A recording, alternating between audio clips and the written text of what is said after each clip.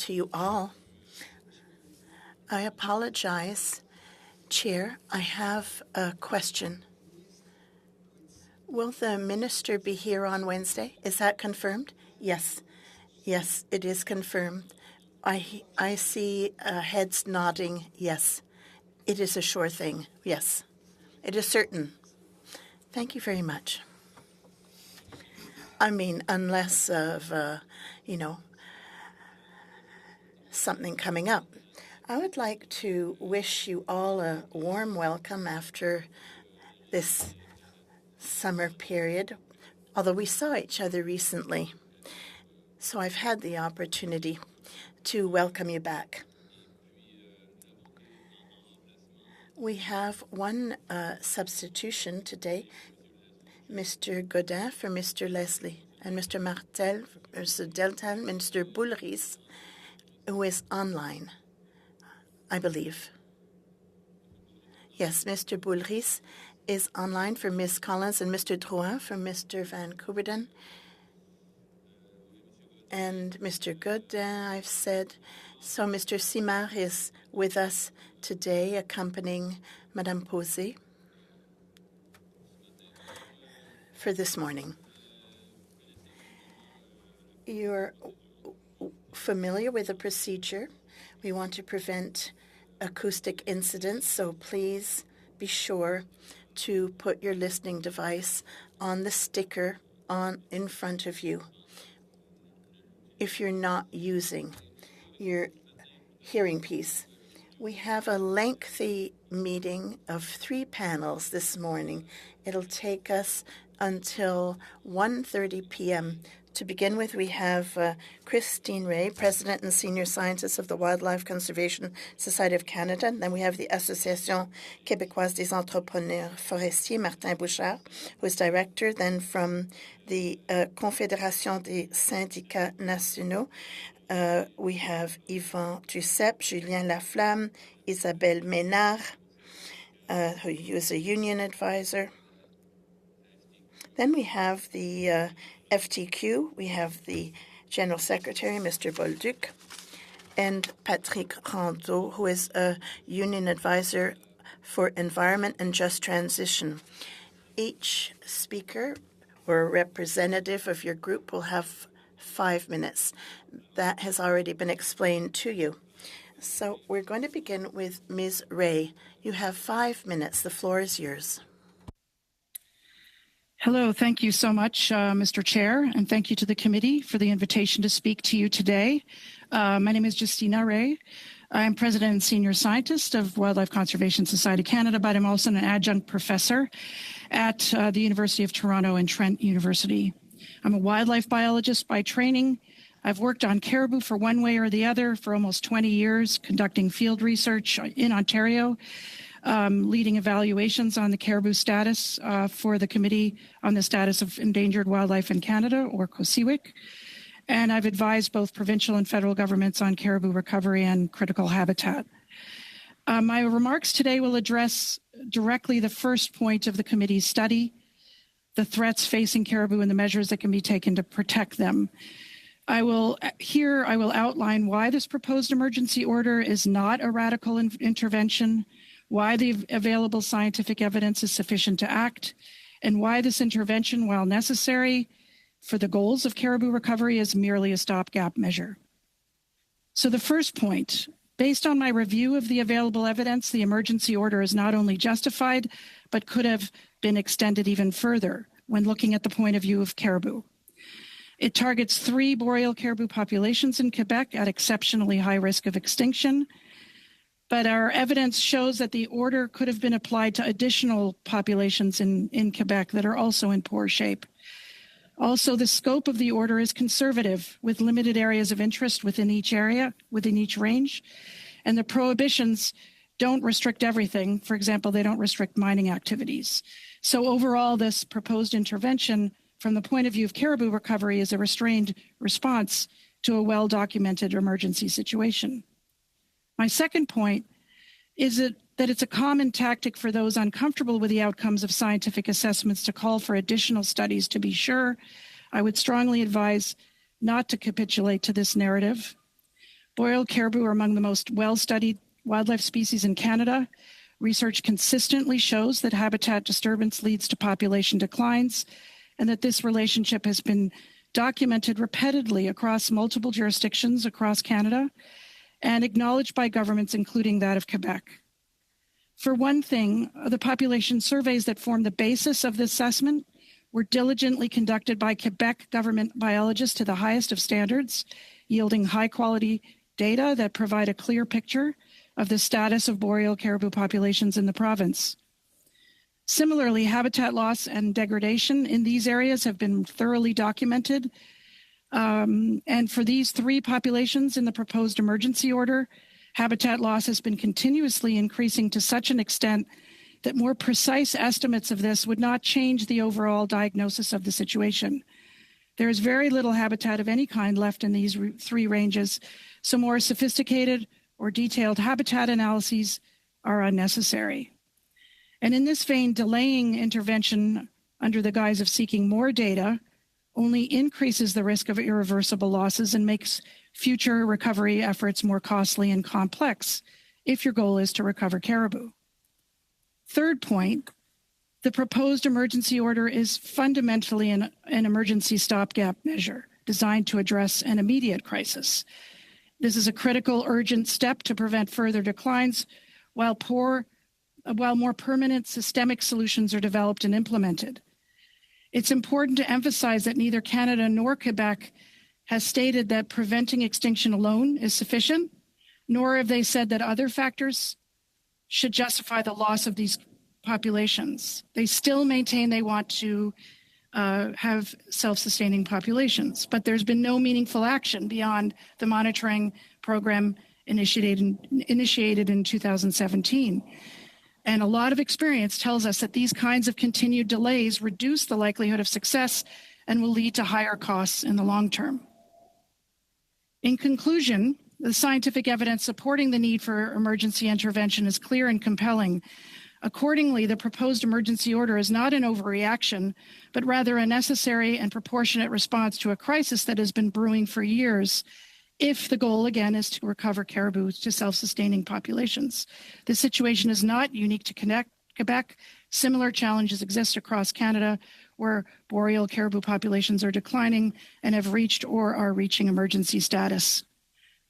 And that's it. Thank you so much. Thank you, Ms. Ray. We'll go now to Martin Bouchard from the Association québécoise des entrepreneurs forestiers. Monsieur Bouchard, la parole est à vous. Merci. Thank you very much. Members of the committee, participants, I'm here on behalf of the Association québécoise des entrepreneurs forestiers, the AQEF, and we thank you for this opportunity to comment on the emergency order for the protection of boreal caribou. So we have been recognized in an association, and we represent our members who would like to be heard. We were founded in June 2021, and including our 30 associate members, our association now boasts over 150 active contractor members for a group that's now estimated at less than 500 in Quebec. They're all hardworking individuals, passionate about the forest, as believe in a resource with multiple functions. We would like to draw your attention today on the major concerns linked to the proposed order to protect caribou, which we believe will have disastrous impacts on our industry and the dozens of communities that depend on it. We understand and share the general concern for wildlife conservation and the preservation of the natural environment for caribou. Caribou is an emblematic species, and it is justifiable to take appropriate measures to protect them.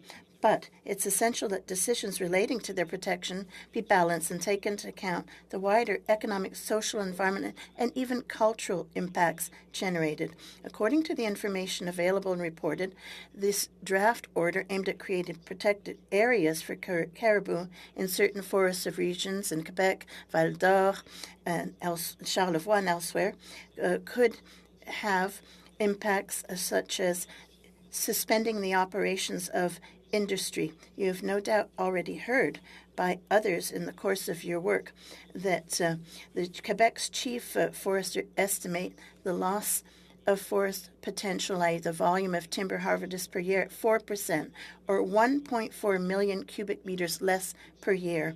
Estimated costs that are greater than that caused by forest fires last year. Media widely reported the results of the impact analysis produced by Environment Canada and Natural Resources Canada last August, namely that such a reduction in forestry potential could impact the Quebec economy by 670 and 895 million over 10 years, with a knockoff effect of on at least 28 communities and at least 1,400 workers be affected. We've heard reported on Radio-Canada that the analysis produced by the federal government listed 35 sawmills that could be directly affected by the emergency, as well as 10 wood product manufacturing plants, 3 pulp and paper mills, and 2 cogeneration and energy product facilities and 3 cooperatives. That's a total of 53 companies. This conspicuously seems to omit the first-level player acting on and from the factory floor. And here I'm talking about the forest craftsmen, the forestry contractors, small and medium-sized businesses that make up people who have been passionate about forestry management. We'd be depriving them of 1.4 million cubic meters, and it's to threaten them with closure and bankruptcy.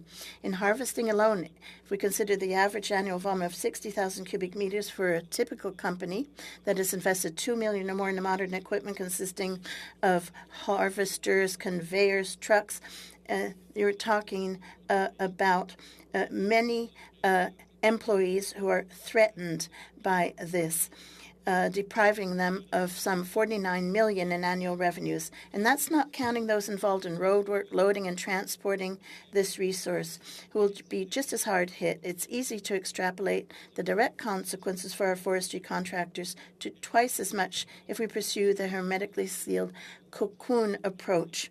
And we're convinced that these restrictions will affect the viability of many companies, resulting in loss of quality jobs, a reduction in the flow of money between different companies, and inevitably a form of devitalization for many communities that depend heavily on forestry activities, affecting their quality of life and their ability to support local services and infrastructures. We must not forget that forestry contractors live, invest, and get involved in their communities. They are a driving force behind local vitality and the dynamism. They pay taxes, make purchases, donate sponsorship. They work to provide for their families, spend money at home, and they're active in their communities. In short, the idea is to point out to you, as you undoubtedly already know, that everything is interrelated and we must avoid the exodus and impoverishment. Mr. Bouchard, your time is up, unfortunately, but you will have an opportunity to discuss and highlight some of these issues during the question period. You'll be able to make your points then. And now I'll move to the CSN. Who will be speaking on behalf of the CSN? Is it Mr. Duceppe? Yes, it is Mr. Duceppe. Go ahead, Mr. Duceppe. Thank you very much for welcoming us here today. I would like to reiterate the CSN represents 330,000 members in all sectors throughout Canada even, and we represent forestry workers. I wanted to mention that. We're here today because of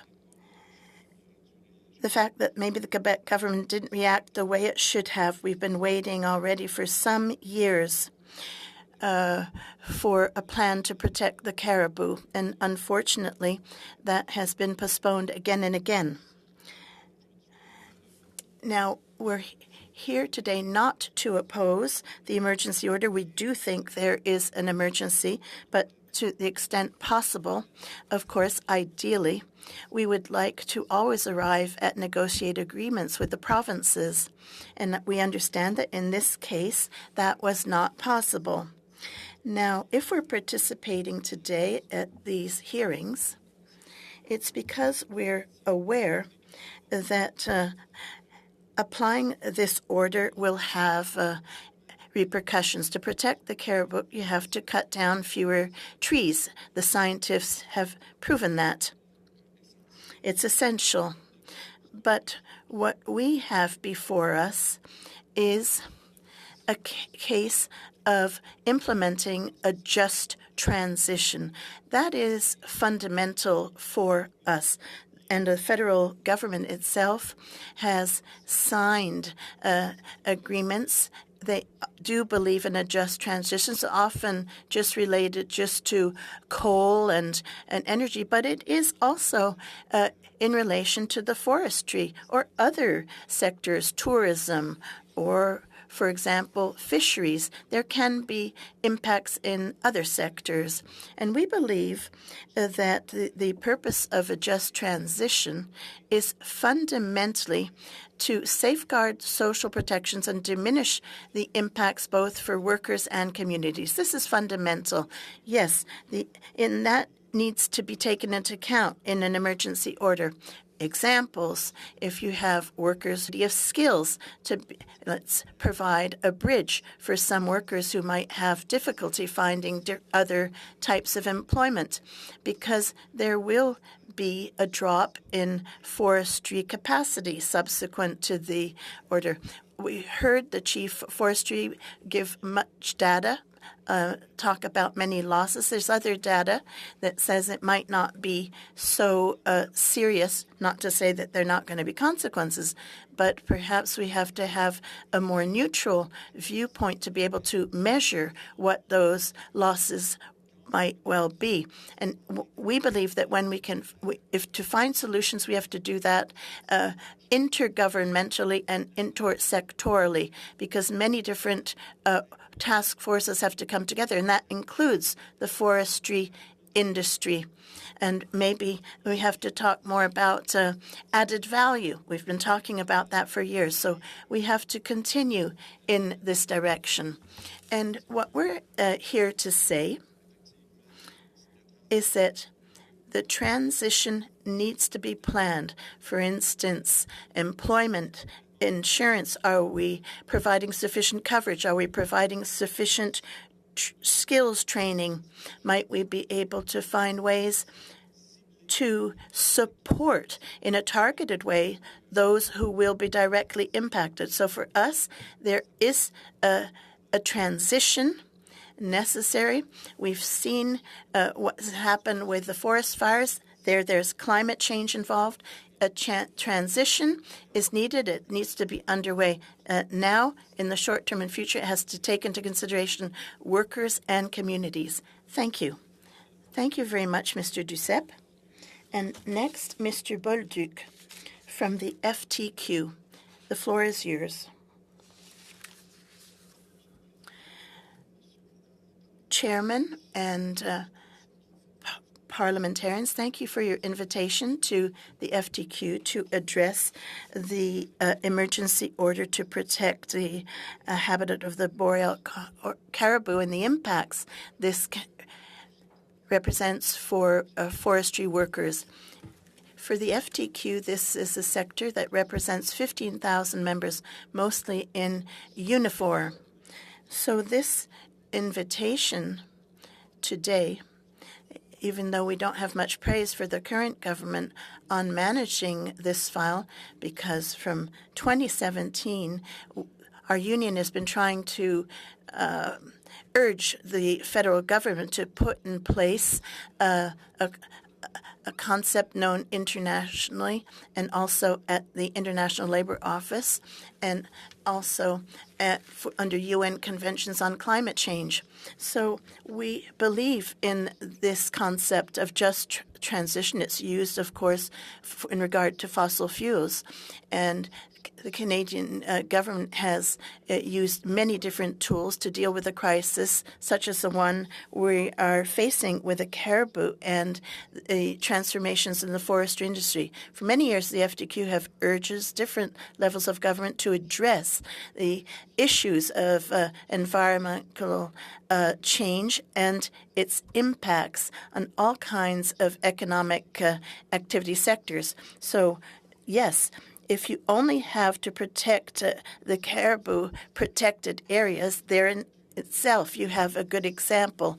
So we have been wanting in our union to protect the caribou, and we were present in 2022 at the COP meetings in Montreal, and supported all of the biodiversity decisions taken there and all of these measures need to be accompanied by just transition. But this opportunity has not been seized. The FTQ has been consistent about biodiversity, has been very pragmatic as to its members' needs as well as their communities.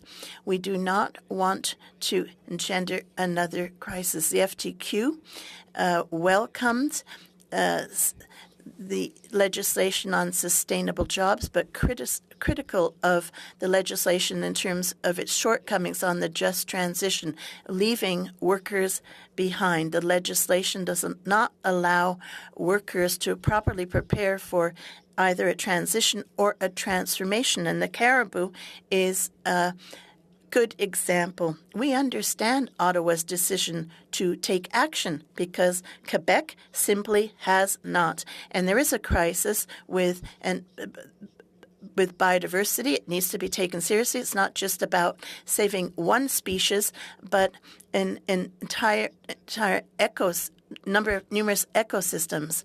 So we're addressing biodiversity, and this is one of the remedies. We could have been in solidarity with this order, but the ministers should have been able to offer something valid to our workers. We have been working with Environment and Climate Change Canada as well as Natural Resources Canada, and there have been many meetings to date. We still need a meeting with the two ministers' concerns. We need to explore different solutions. Unfortunately, no concrete action yet. We're aware that the series of federal measures in Quebec is limited. The FTQ has always asked that provincial jurisdictions be respected. We believe the Quebec government should take action, which it is not. So the parameters of the just transition are known by the federal government. It's a question of putting in place social dialogue, taking into account all stakeholders, Indigenous unions included, and to have the social protections adapted to the issues. In the case of this order, we have to think about jobs, a dedicated fund, and specific measures for the current situation. The caribou situation is not, defined by a number of square meters. It requires rethinking the forestry and the forestry industry. Thank you, Mr. Molduc. Yes, your 5 minutes are up, and now we're going to move into the question and answer period, and Mr. Martel is going to begin. Thank you, Chair. Thank you, witnesses, for making yourselves available to our committee. My first question is for Ms. Ray. I'm thinking back to last Friday with the forestry workers, talking about families, their lives, and what is their lot if they remain in their communities. So you have the forestry industry and all of the sectors we've talked. There could be up to 35% of disturbances. Ms. Ray, can you guarantee the self-sufficiency of the forestry industry? Hi, thank you very much for the question. In a word, no, I cannot, because that's not my role here is to be looking specifically at, given the stated goal by the province and Canada for self-sustaining caribou populations. I'm just giving a scientific opinion about what that might take. It is useful to have it be by itself, because if it is decided later that Madame Ray, oui, excusez-moi. Yes. Ms. Ray, So I'll stop you here. So my next question is for Mr. Bouchard. Mr. Bouchard, so a young forestry contractor came to my office last summer. He came by after the devastating forest fires that we all know about. These young contractors were already very concerned about the consequences because they invested a lot. Are you able to tell us about these investments that are made by these forestry contractors? Of course, because today the business environment in which they're working has changed a lot. They have to invest a lot for their equipment. Operating costs are also high. We do analyses every year, and we realize that it is more and more expensive for them to operate. These are people who are passionate about forests, family businesses, and they work there because they are passionate about forests and because they want to work in that environment. These people were impacted by forest fires.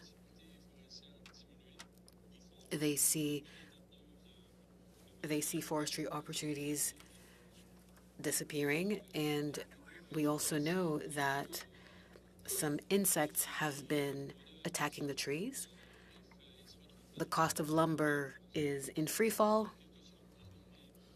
So these contractors end up taking on a lot of the cost, and they also end up paying for all of the consequences. Mr. Bouchard, would I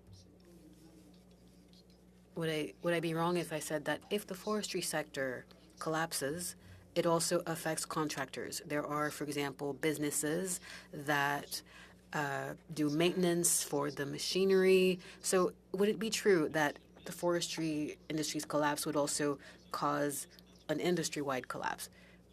Yes. So for contractors buy tools. They support their communities. For the most part, they are small and medium business operators. They have a handful of employees. Sometimes they employ their own families. And they shop in the community and they promote their community's vitality. So it is a fact that these communities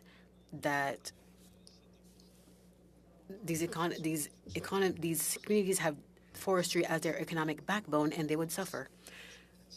All right. What about those consultations? Did you take part in consultations? Yes. Yes, and I wanted to have your comments. So you participated, but I wanted to hear your opinions about these consultations.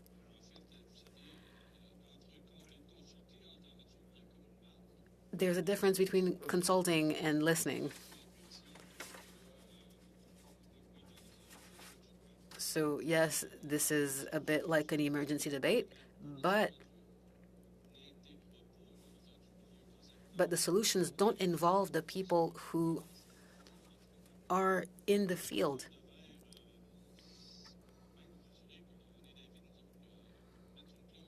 We believe that if you protect these territories and you shield them, this goes against our carbon neutrality goals.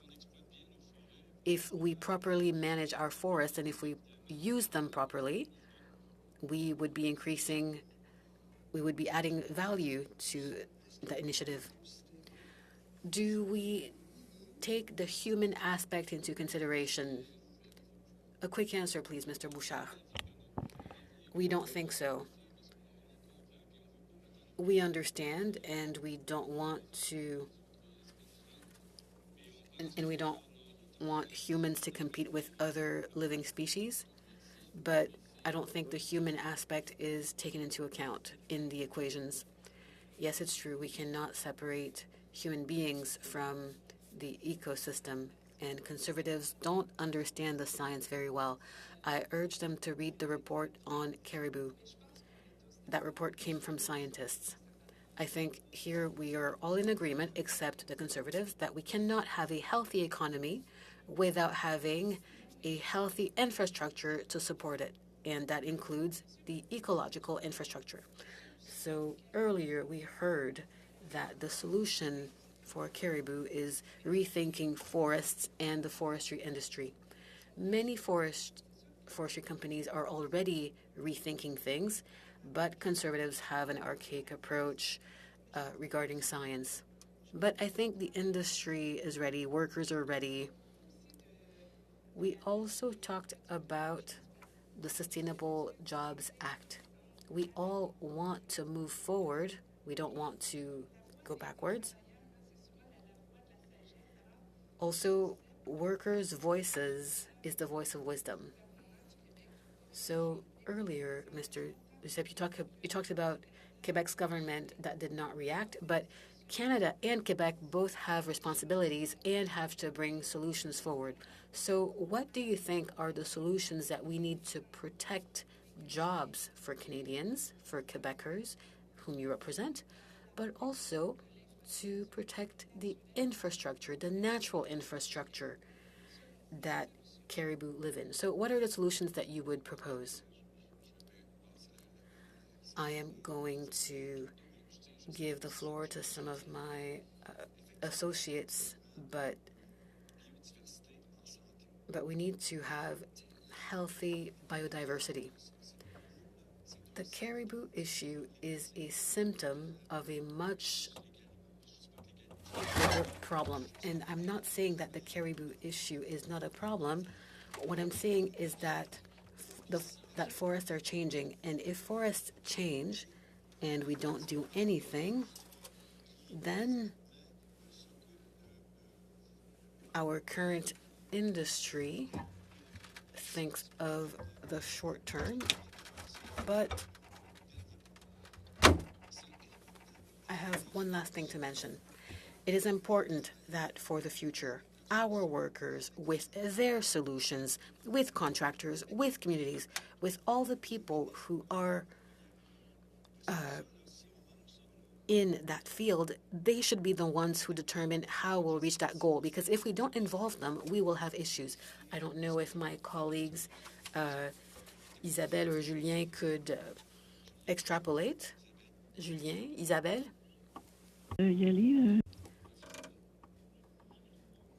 The sound is currently inadequate for interpretation. Interpretation will resume once the sound improves. Je rappelle qu'au Québec, il y a eu une commission très importante qui s'appelle la commission Coulombe, qui a amené une Un instant, Madame. Ms. Minard, my apologies. Yes, I was.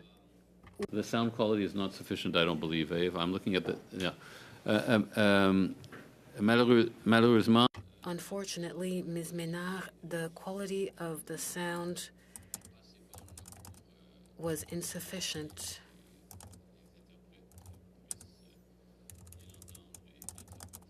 And the interpreters were unable to interpret your words. Is it because of her microphone? I do not know if Mr. Laflamme could give an answer. Is my sound good? The sound for Mr. Laflamme is also inadequate. D'accord. Alors, je vais y aller. Alors, s'il vous plaît, si quelqu'un pourrait répondre assez J'aimerais peut-être lancer Monsieur. Mr. Giuseppe, I will ask you another question. You said that workers want jobs today in the industry, in the forestry sector, but you also said that they want jobs in the future, and that's very important because if we don't rethink forestry and the forestry industry, we might not have forestry jobs in the future, and that's what we have to keep in mind. And we all are part of the same biodiversity system. Our health and our environment is also at play. So what are some concrete solutions that you could offer to the forestry industry? I'd like to hear Mr. Giuseppe and Mr. Bolduc. So I will answer quickly, then I'll give Denis the floor. So for us, the long term is important. We need to plan long term for resource utilization. The resource is fiber, and if we want to properly use the fiber, we need to maximize its value. Historically, we were making 2x4s in Quebec. But with the same fiber, we can make even more value-added products that could help the lumber industry in the long term. Alors, si vous me permettez, pour répondre à la question. I'll try to answer the question. So, saying that, so on the one hand, yes, we need to maintain biodiversity, but with that emergency order, we're not keeping workers in mind. Yes, we have to stop here and we have to go to Ms. Posé. Thank you, everyone, and thank you for your presence. So, Mr. Bolduc, I will let you finish because I'm very interested in your comments. And I also thank the unions for their presentations. People often say that unions only work for their members, but your presence here today and your words on biodiversity also prove that unions also have a social vocation. Now, Mr. Bolduc, you had a question from Ms. Chatel, and it was a very interesting question. I would like to let you finish your answer.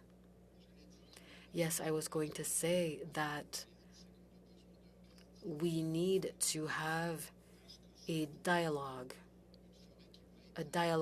on sustainable forests. In the last few years, we've seen quite a few crises in the forestry industry. Protecting caribou is part of that crisis. We also had forest fires, and there are also intermittent other crises.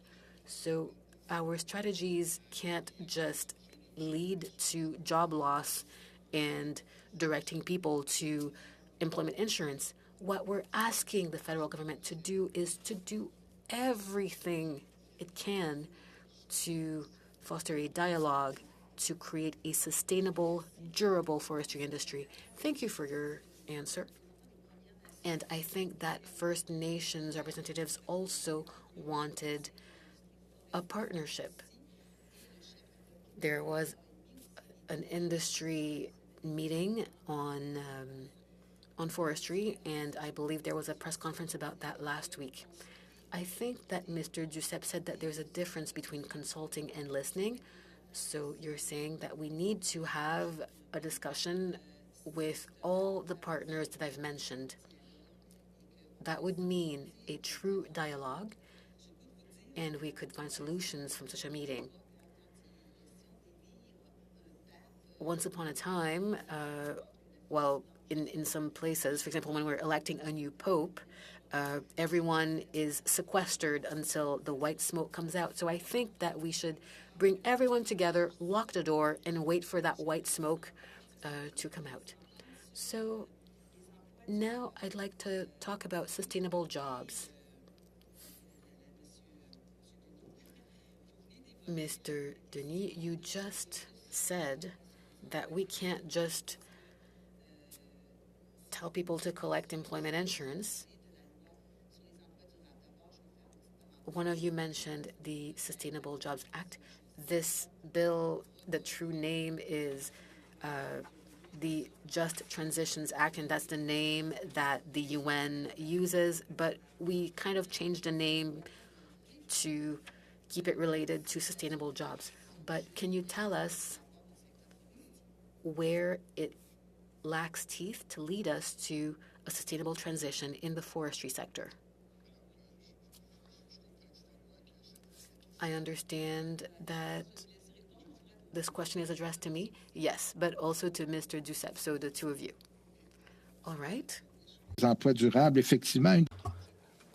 One of our criticisms towards the Sustainable Jobs Act is that it not address directly the issue of just transition. We called this out when the legislation was adopted. Well, once the legislation is adopted, we can use it as a tool to implement what we're looking for. That is, we want a conversation in which we would include all parties. I believe that we can use a consultation committee or a partnership committee for sustainable jobs, and this could help us in leading the conversation and to provide to the minister in charge some advice. Provide recommendations as well within a social dialogue to support sustainable jobs. Thank you very much. Now, Mr. Duceppe. I don't have a lot to add, but I concur that it should be a just transition legislation, as you mentioned, Ms. Posé. Second, we believe in consultation and coordination that includes all stakeholders. Stakeholders that will be losing their jobs, they're losing their livelihood, as it was mentioned earlier, and these stakeholders are essential. This is why we need a long-term vision for this matter. We cannot implement legislation that could scrap jobs and at the same time not plan the process carefully. This is why I highly encourage that we consult all stakeholders. How much time do I have left, Mr. Chair? 30 seconds. I will hand over my 30 seconds to someone else. Parce que c'est quand même assez serré aujourd'hui. Monsieur Boulris. Thank you very much, because we're quite tight. You have 6 minutes, Mr. Boulris. Thank you very much, Mr. Chair. That is very generous. I will rather take 6 minutes than 30 seconds. My first question is for Ms. Ray. In the previous sessions, we've heard First Nation groups tell us when boreal caribou is healthy, this is a sign that the forest is healthy. To what extent is it important to protect boreal caribou for the vitality of our forests? Thank you so much for the question. It is very important because caribou are rather sensitive to a lot of human disturbances, including the combined effects of increased fire and human disturbance like roads and so forth. And so when caribou populations begin to decline, it's usually a very good indicator of they're kind of at the leading edge and because of their sensitivities, and it's a very good indicator of other less prominent properties of the ecosystem that are also starting to decline. Merci beaucoup. Une autre question. Thank you very much. I have another question for Ms. Ray. Can you talk about the importance of the type of areas that we need to protect for caribous? Should we work on the interconnectivity of the areas? That is, to have some land that is connected where the caribou can roam? And do we need to protect old growth forest instead of just replanted forest? So caribou are very sensitive to increasing amounts of disturbance and habitat loss, as I previously said. And so the biggest service to them is to actually limit disturbance over larger areas, and certainly older growth, contiguous areas of forest are most important for them, because once those start to degrade, then the system changes to one that allows in more predators, more early successional species like moose and deer and so forth, and that can then lead to unsustainable levels of predation. So that's where the habitat becomes very important, because the larger areas you have of these older mature forests that also produce food for these animals, the better the habitat is in the long run. Merci beaucoup, Madame Ray. Thank you very much, Ms. Ray. We are in an interesting situation. At the federal level and at the provincial level, we have ministers that gave very nice speeches on the protection of biodiversity. But when the rubber hits the road, it feels as if we are more reluctant to act. I'd like to ask a question to a representative of the FTQ. I will ask this question to Mr. Rondeau. At the NDP, we were very satisfied for a sustainable jobs legislation. It could have been a just transition legislation, as someone else coined. But how can we include trade unions to lead this conversation on sustainable jobs? However, the Liberals did not do this, and our federal government is a bit empty-handed when it comes to protecting the different workers when we want to adopt special measures to protect caribou. What should we do to go farther in our energy transition, in our just transition, and to protect workers? Thank you very much, Mr. Boulris. It's a legislation that is apparent to just transition if we compare ourselves to other regions like New Zealand. So we only considered sustainable jobs in this legislation, that is the jobs that are related to the balance sheet of net zero. There are other jobs that have not been included. So I think this is very evocative.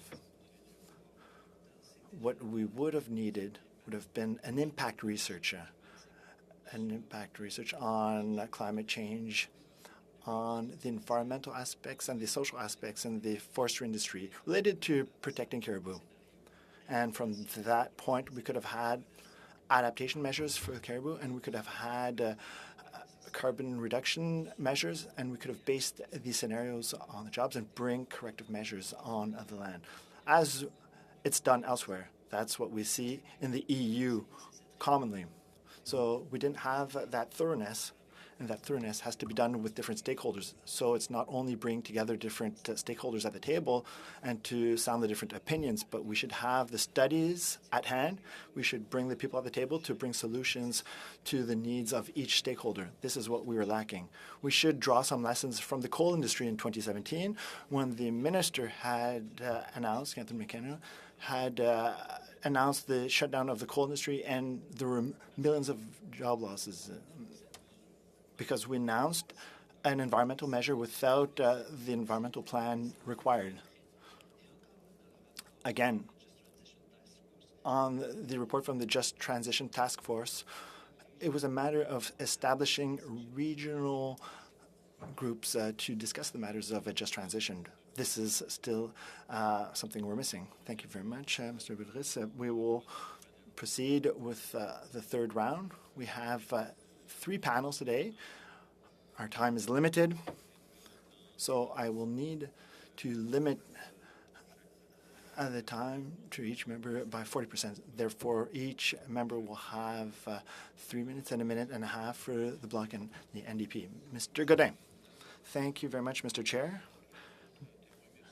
I'd like to thank Ms. Ray and the different witnesses for their presence. I will address Ms. Ray first, and please keep it to short answers. Ms. Ray, in your presentation, you mentioned that this emergency order is not radical. What is the likelihood of the success of this emergency order? Thank you for your question. It's not radical from the point of view of the emergency that is facing caribou when we look at the evidence. And as I said, excusez-moi, Madame Ray, ma question est simple. Ms. Ray, I would just like to know what is the likelihood of the success of this emergency order in order to protect the boreal caribou? As I indicated in my remarks, this is a stopgap measure. It is enough to tread water for a very brief period of time and will require systemic changes. Thank you. I'd like a more specific answer. I will move on to another question. I'd like to now address Mr. Bouchard. Mr. Bouchard, you spoke about different businesses that were directly impacted. The economic impact on the various regions of Quebec, how many people are impacted, how many towns, and what would be the monetary value of the impacts? The federal government in its impact study spoke about 400 workers and 20-odd communities, whereas we assess about 100 SMEs that will be definitely impacted. So we think that the remedy is worse than the harm that is caused. Mike's question is for CSN. You said in your opening remarks that you support the emergency order. Is that correct? Oui, c'est bien vrai. Yes, that indeed is true. Thank you, Mr. Giuseppe. Now, I have a question for you, Mr. Giuseppe. How many unionized members are working in the forestry sector? Are you talking in regard to the order? No. How many unionized CSN members are directly or indirectly impacted by the order to protect boreal caribou? So there are. Thank you. I realize that's why you've not wanting to mention this. Now, Mr. Bullock, it was music to my ears when you mentioned that you have no praise for the Liberal Party of Canada. Now, can you talk about the just transition policy? What does the FTQ have to suggest to us so that we can improve and work to protect the boreal caribou? We'll have to wait because it's Mr. Juin's turn for 3 minutes. Thank you. Ms. Ray.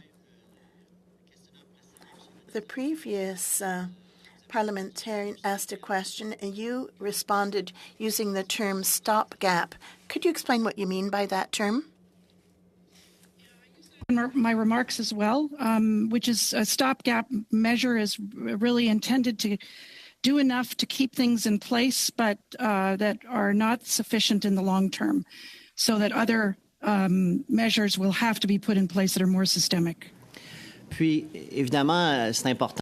So clearly, and this was already mentioned by everybody, it's not a question of eliminating jobs. It's finding a balance between being able to live from one's job, but that the situation be sustainable over time so that the next generations can also benefit. So how do you believe this balance can be achieved in forestry and especially with the challenge of protecting the caribou?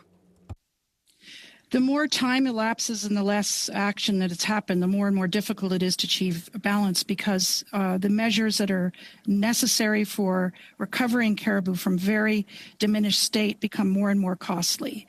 And that is a very difficult situation that we're in at present.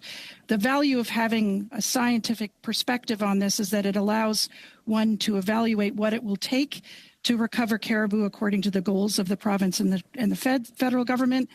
And so if it's considered that half measures will only be possible, then you can see whether or not the caribou will be able to sustain themselves under those circumstances.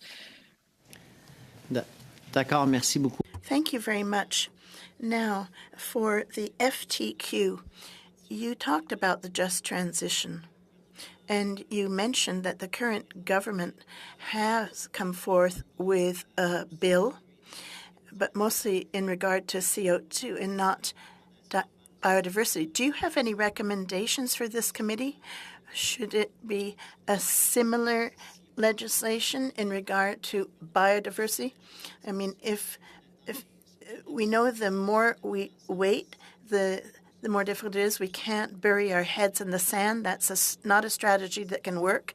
That'll not help future generations. So do you believe we should be adopting legislation similar to the biodiversity? 15 seconds. Well, I would have given the question to Mr. Riendeau, but with 15 seconds,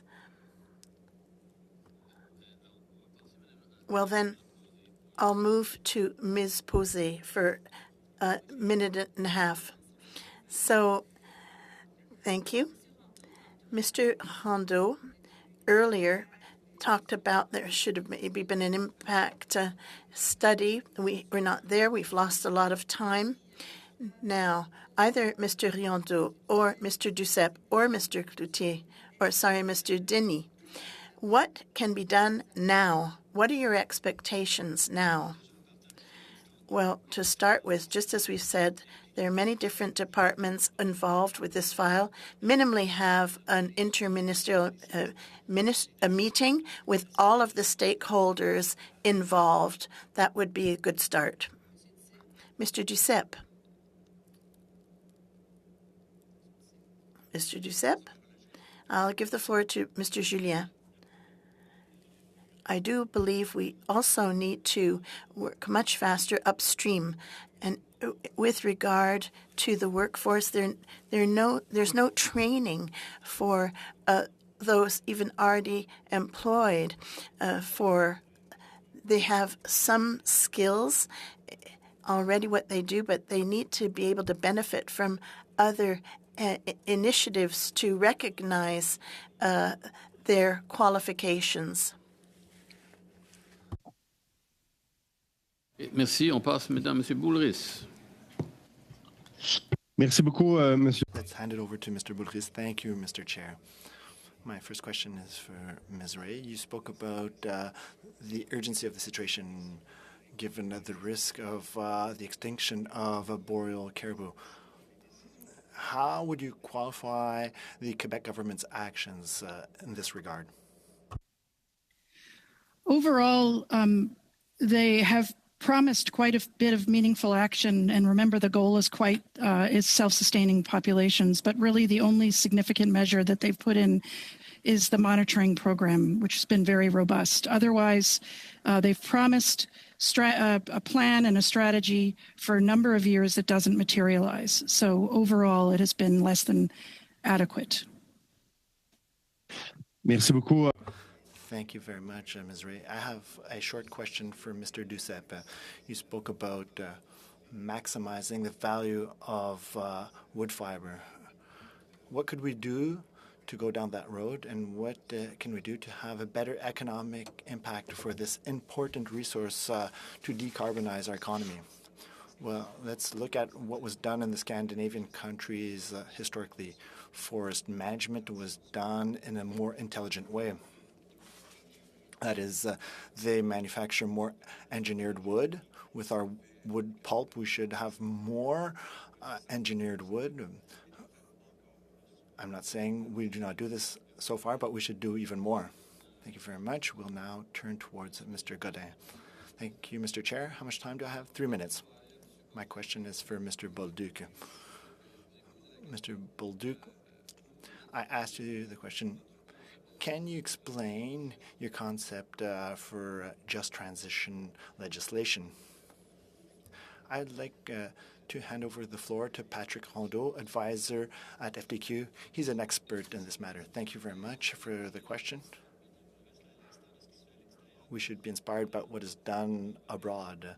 In the EU, there's a Just Transition Fund with related mechanisms and commissions.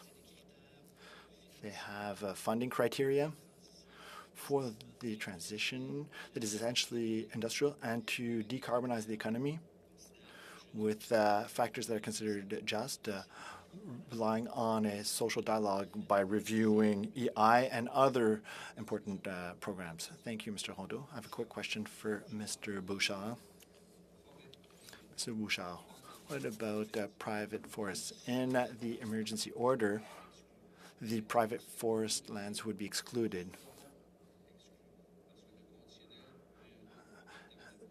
Would be. Can you give us clear indications? The lack of predictability is difficult for contractors. What are your comments? We share that opinion. We should be more assertive in this order. We spoke about climate change and global warming.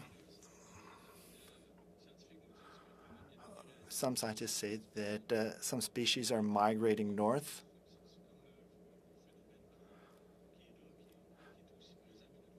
This is something we need to consider in the overall evaluation to have a better reading of the situation. Since our assessment is not clear enough on the decline, because in some cases and in some of the areas that are targeted, we don't necessarily have comparative data that is clear enough, especially on a comparative basis. So we're not experts in this area, but I wanted to point out this issue. We have a lot of questions related to these elements. Thank you, Mr. Bouchard. Mr. Godin, do you have time left? 30 seconds. Mr. Bouchard, can you confirm that the three areas, that is Val d'Or, Charlevoix, and the other region, the name of which I forget, are the southernmost in Canada? I am not a geographer, but there's a lot to say about these areas. I have a simple question. Are those the regions that are the most south in Canada if we talk about the boreal caribou herds? Ms. Delroy. And thank you, Mrs. for being here. My question is for Yvonne Doucette. In your opening statement, you mentioned that to protect the caribou, fewer trees must be cut. And I think we all know that, given the number of agreements we've signed on biodiversity and the fact that we do have a not a just transition, but a Sustainable Jobs Act now, despite the Conservatives putting forward 20,000 motions to try and stall that, that we are trying to transition. And the Quebec government has several programs in place, including some of their retraining programs, their workforce development funds, and then there's community-based diversification programs. I'm wondering whether you think these programs have had any impact actually in helping to transition the workforce, and whether the forestry companies in Quebec have also been participating in this transition that we all know is necessary. Merci pour votre question. Je vais transférer la... Thanks for your question. I'm going to give the floor to my colleague, Julien Laflamme. With these programs, the interpreter apologizes. The quality of the sound is too poor for interpretation. D'équipement de production. Donc, c'est des éléments significatifs, mais je vous dirais que ça reste quelques cas de figure. Un instant, je m'excuse, mais la qualité du son n'est pas suffisante pour que les interprètes interprètent alors. We apologize, but sound quality was too poor for interpretation. We have a minute and a half, so Ms. Taylor-Roy, would you like to redirect the question to another person?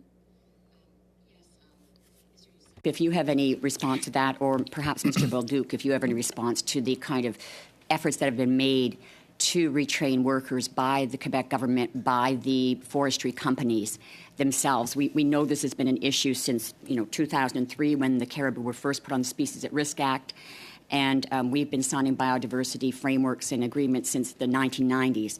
So I'm just wondering what work has been done and whether you think it's sufficient to help these workers transition to other areas where they are going to be in sustainable, long-term sustainable jobs. Je vais faire un petit bout. I'll do a first bit. I wanted to mention, just as Julien said, there have been concrete examples that have given results.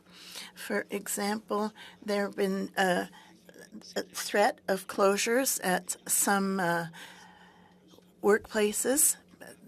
Solutions were found, but it's not enough to meet all of the needs. Thanks to the members of the panel for this interesting discussion. We'll now take a short break to ready the second panel, and we will continue with this hearing. Thank you once again to our witnesses, and have a good day.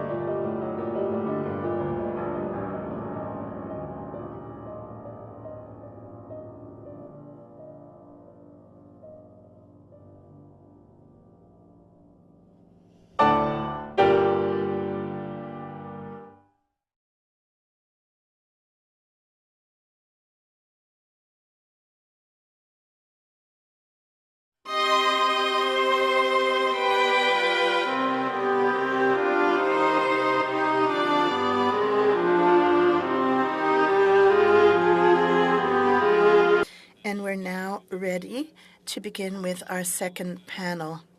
Dear members, please take your seats. We have with us Mr. Martin-Hugues Saint-Laurent, full professor of animal ecology, University of Quebec at Rimouski, who is appearing as an individual. Then we have Luc Vachon, president of the Centrale des Syndicats Démocratiques, and then Benjamin Dufour, president of RIPCO Inc., and Daniel Coutet, Quebec director of Unifor. We are going to begin with you, Mr. Saint-Laurent. Please go ahead. You have 5 minutes for your opening remarks. Please begin. Good morning, Chairman, members of the committee. Thank you for the invitation to come and answer your questions. And I am a professor. I'm carrying out research on caribou, and I am a recognized expert on caribou in Canada.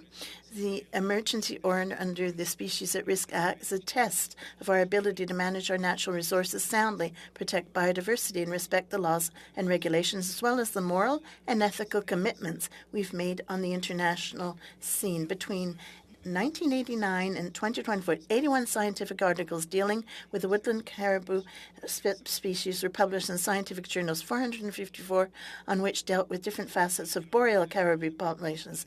In addition, a large number of master's theses, doctoral dissertations, and government reports have been published. These scientific works make caribou one of the most studied species in Canada. It was on the basis of the COSA experts that we were able to assess variations in abundance, survival, and recruitment rates, population demographic trends, and synthesize knowledge about threats to the caribou.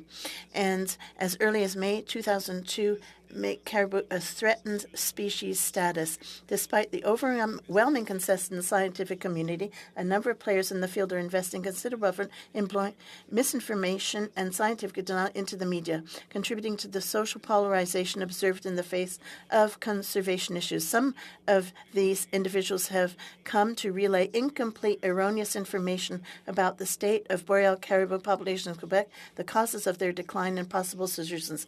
As an expert, I want to make sure you are warned against this misinformation campaign, identify a negotiated way out that benefit caribou and minimize impacts. So in managed boreal forests, we have to avoid shortcuts. Caribou are declining mainly due to predators and human disturbance. Logging opens up and rejuvenates forests, providing accessible, abundant, rich, and easily digestible food resources, supporting an increase in populations of alternative prey, the bears, the coyotes, wolves. So we are allowing the predators in to hunt caribou thanks to the dense network of forest roads. Forest management therefore represents the ultimate factor of decline, triggering a cascade of events resulting in higher predation pressure. This finding has been recognized by the Quebec government and a study was published on this in 2021. For several years, various research teams have dealt with documenting the impact of other drivers of decline, including impacts of past and future climate change, also logging and logging roads, and this contributes to climate change. And so I'd like to explain that science has shown that climate change will have bigger impact on forestry jobs, even without talking about protecting the Quebec caribou. So there has been high-quality data from the Quebec caribou population and monitoring program. The data supports the arguments of the emergency order. The experts are not only found in universities, but also in departments and government, and we cooperate with them. So in light of the available knowledge, it seems clear that the measures in place by the government are, for over a decade, are insufficient to ensure the caribou's recovery in the province. The need for an emergency decree is amply justified, and the federal government is merely applying the law in the absence of a provincial strategy deemed sufficiently effective to contribute to the species recovery. In my opinion, the proposed order could be more ambitious, so it's already a compromise. For example, only 3 areas are covered, and the area covered by the order is very limited. And there's think there's a door open to describe the disturbances, and this in taking into account also the effects of the mining industry. The order is more of a compromise than a good strategy. So we need to reflect on reconciling the conservation of the caribou and its habitat with the forestry operations and taking into account its ecosystems. But this goal is impossible to achieve without an impact on forestry operations and an impact on the economy. So we understand the concerns of the groups affected. We have to take into account these impacts, but we have to stop you there, Mr. Saint-Laurent. Thank you. And now, Mr. Vachon, it's your turn.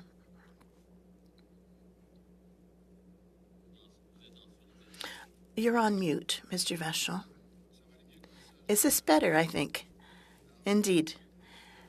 Good morning, Chairman, members of the committee.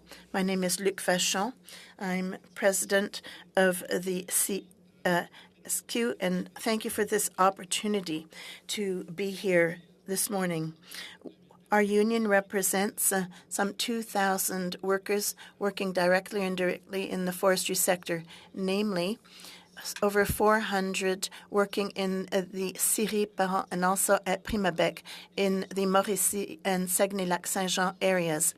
Since the emergency order was enacted, our workers are very concerned. We cannot endorse the order. Media attention has focused on the issue of boreal caribou. But if you only examine the caribou, it's, focusing on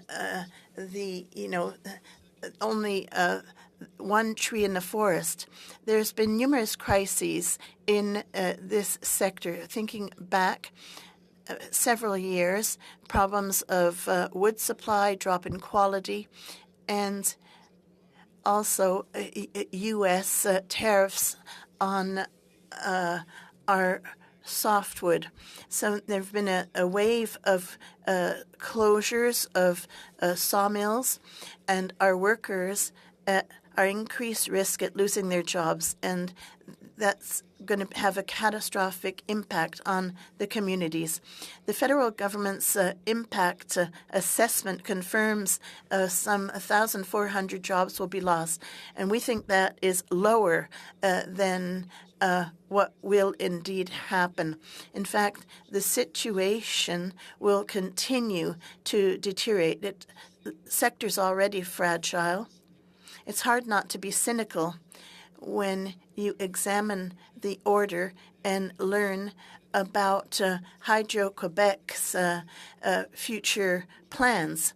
So people in the sector, it's not surprising, think that they are not as valued. Of course, preserving the boreal caribou is essential, and forestry workers are ready if they're given this sufficient support. Caribou is an emblematic species for Quebec. And let me tell you that the people we represent and those who live in those communities know that full well. If we are to succeed, we have to take into account their concerns.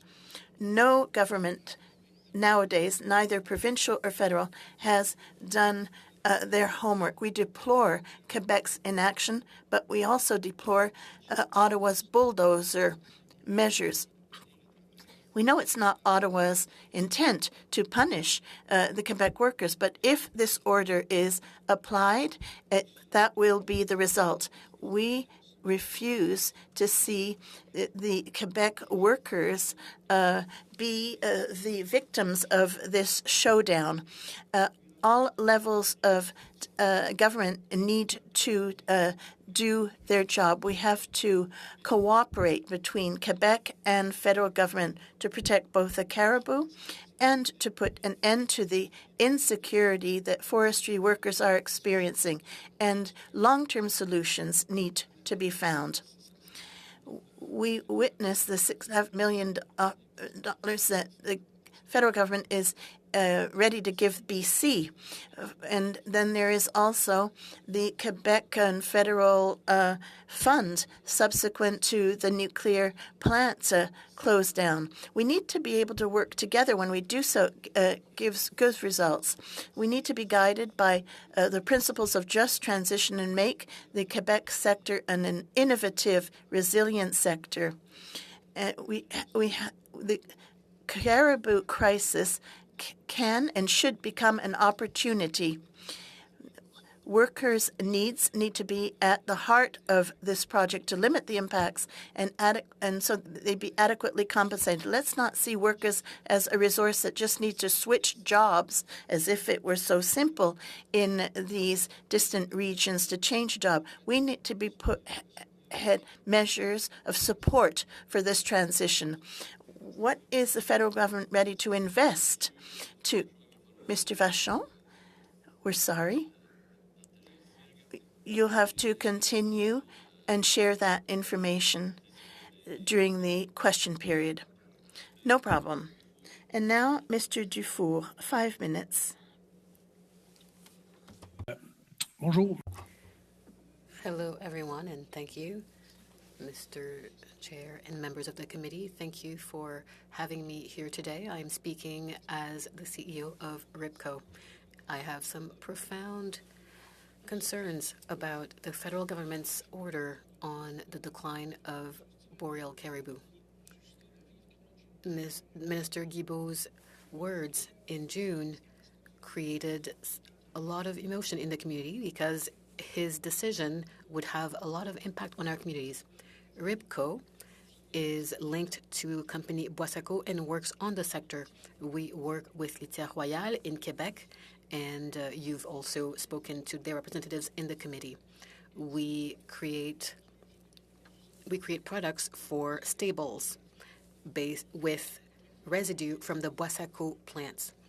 We have made large investments over the last 3 years. RIPCO has 8 workers and as many families that depend on its existence. Just like all other companies linked to Boissaco, RIPCO works on a cooperative model that is unique and that is recognized in our field and across Quebec. The company also came to be because Boissaco wanted to diversify its operations by creating value with material residue from its main operations. Our products create direct value for our communities, but our activities depend on Boissaco's ability to use the primary material.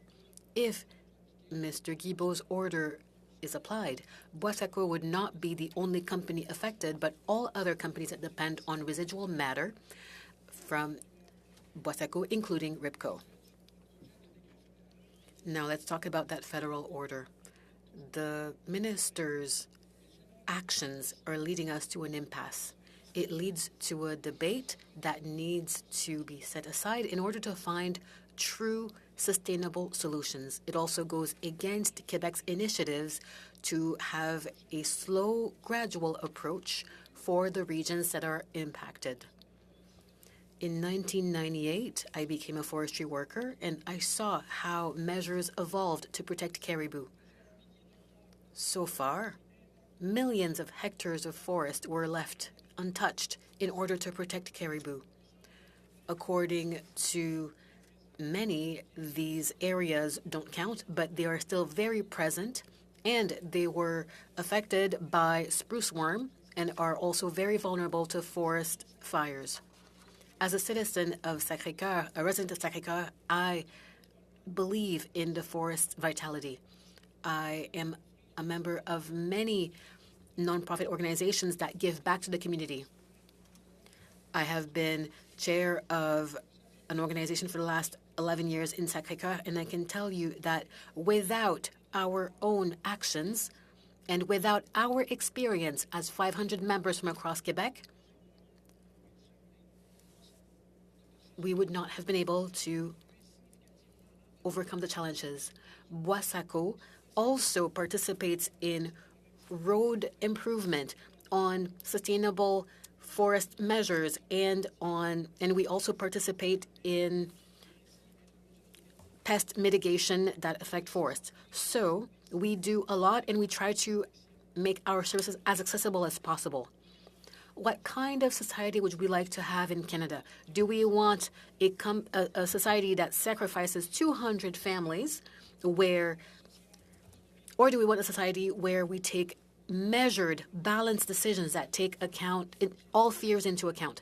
I believe that we are going to choose to make balanced decisions that balance the economy, the environment, and human beings.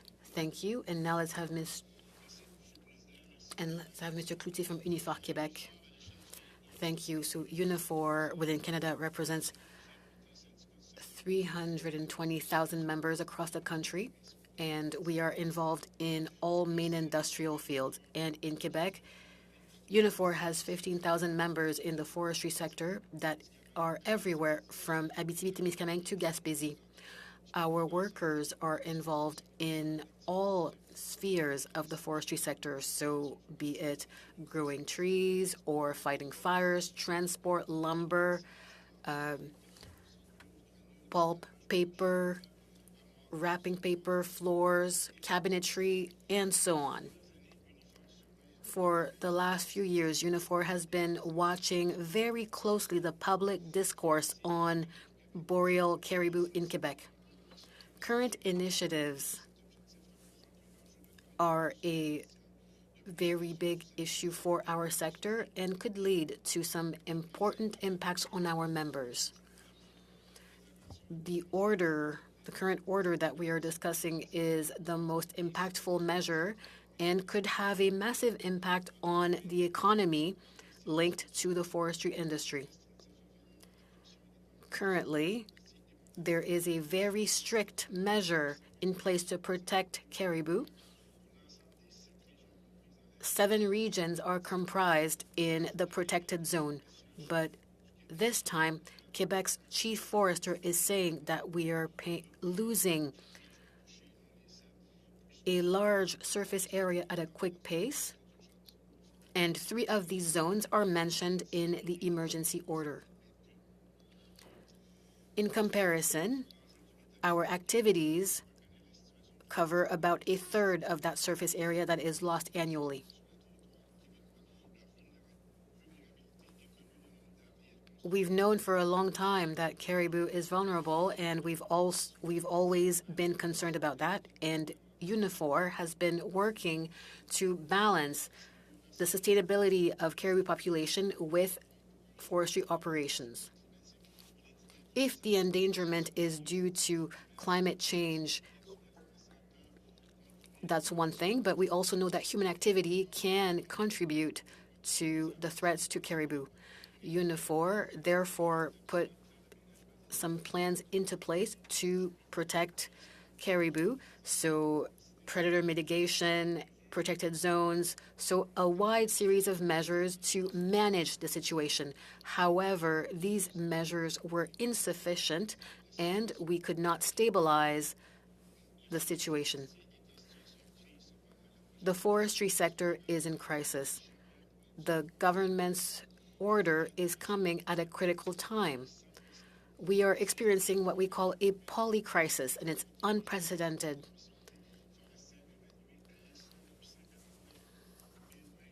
We could be losing 849 meters squared annually, and that would be many hectares that would have been managed by the forestry sector. This means that paper, cellulose, and other spheres of activity in the forestry sector would slow down. Companies are therefore coming up with strategies, and these strategies, unfortunately, lead to many closures. Our competition with the U.S. continues, and the latest rates for lumber by the Americans led to an increase in the rates from 8 to 15%. These are the tariffs on lumber. we're also seeing socioeconomic effects that will be exacerbated by an already difficult situation. We need to have collaboration between the different actors and stakeholders. UNIFOR denounces the situation and finds that we are completely at the opposite end of where we'd like to be. This is not good for caribou nor for workers.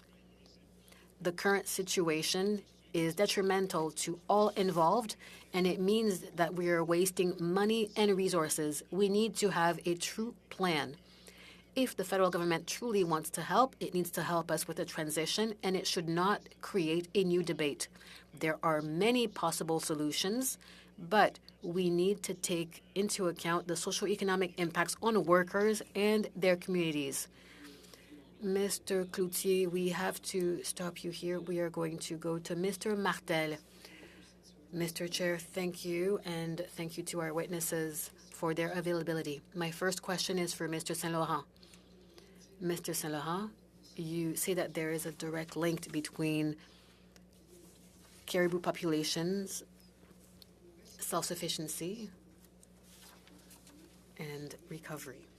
And if we want to have sustainability, we need to disrupt them as least as possible. So we need to leave forest areas that are less than 50 years old untouched. Is that true? Yes. So you agree? Yes. So if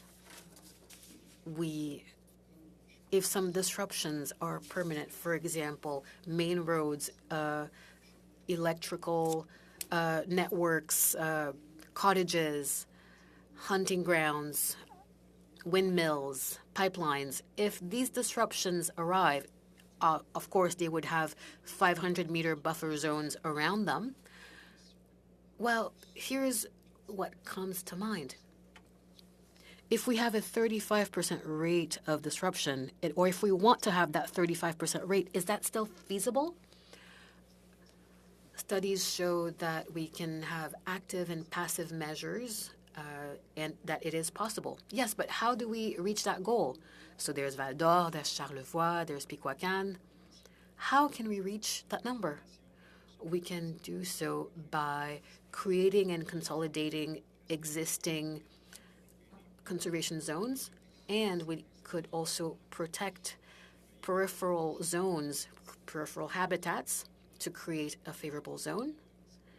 And we can also take measures with organizations that do restoration. That's what studies show. Well, the Chief Forester of Quebec published projections on the rates of disruption over long periods of time. And in Charlevoix, for example, even with scenarios where we leave the zones untouched and we cut off access to the roads without any natural disruptions such as fires, at best, in 50 years, the rate of disruption would be of about 50%. So what is your solution to that problem? I did not read the document that you are quoting, but the studies that I've led for many sectors, for example, for AUSG and for Piquoican, we showed that we can reach a lower rate of disruption, and we can also have ambitious goals for road closures. I can look into the Chief Forester study, but without looking at the study itself, I cannot speak much about it. All right, and you're also talking about a decline, but to me, a decline means that there are two measurements and that between the two of them, there is a reduction. And I believe that you agree. Yes, we can specify even more, but when we talk about a population decline, if we exclude emigration and immigration, which happens in many isolated areas like Val d'Or and Charlevoix, if we want to counter the decline, we need to have more births than deaths. Can you give us numbers for Piquoican? How often do we do a census to have comparative data? I believe that we do. We've had 3 different census activities for Pikwakán. But when we talk about the rates of survival and the rates of recruitment based on the census, we do not have mathematical data that show us a stable or growing population. So if we bring caribou into the study zone, it would not be an accurate representation, and it's not an accurate question. How can we guarantee that we are not disrupting caribou's habitat? How do we guarantee that despite our efforts, climate will not affect them too? Our studies show that climate change will have an impact on the quality of the habitat for caribou. And based on the studies that we've looked into, it's inevitable. But for us, the human aspect is what precipitates that decline. If we look at studies, if we go back to 1850, and if we look at the southern limit of the caribou's habitat, we've seen thousands of kilometers lost towards the north, and that's due to climate change, but it's also due to human use of the lands. So if we make human efforts, we could increase caribou's population spread towards the south. So it's not true that caribou is moving north 40 kilometers per decade. This is what some people say, but they don't do any studies on caribou. Our studies show that we can have caribou in an environment that is south of where they are currently located. We used to have caribou all the way down to Rimouski in 1850.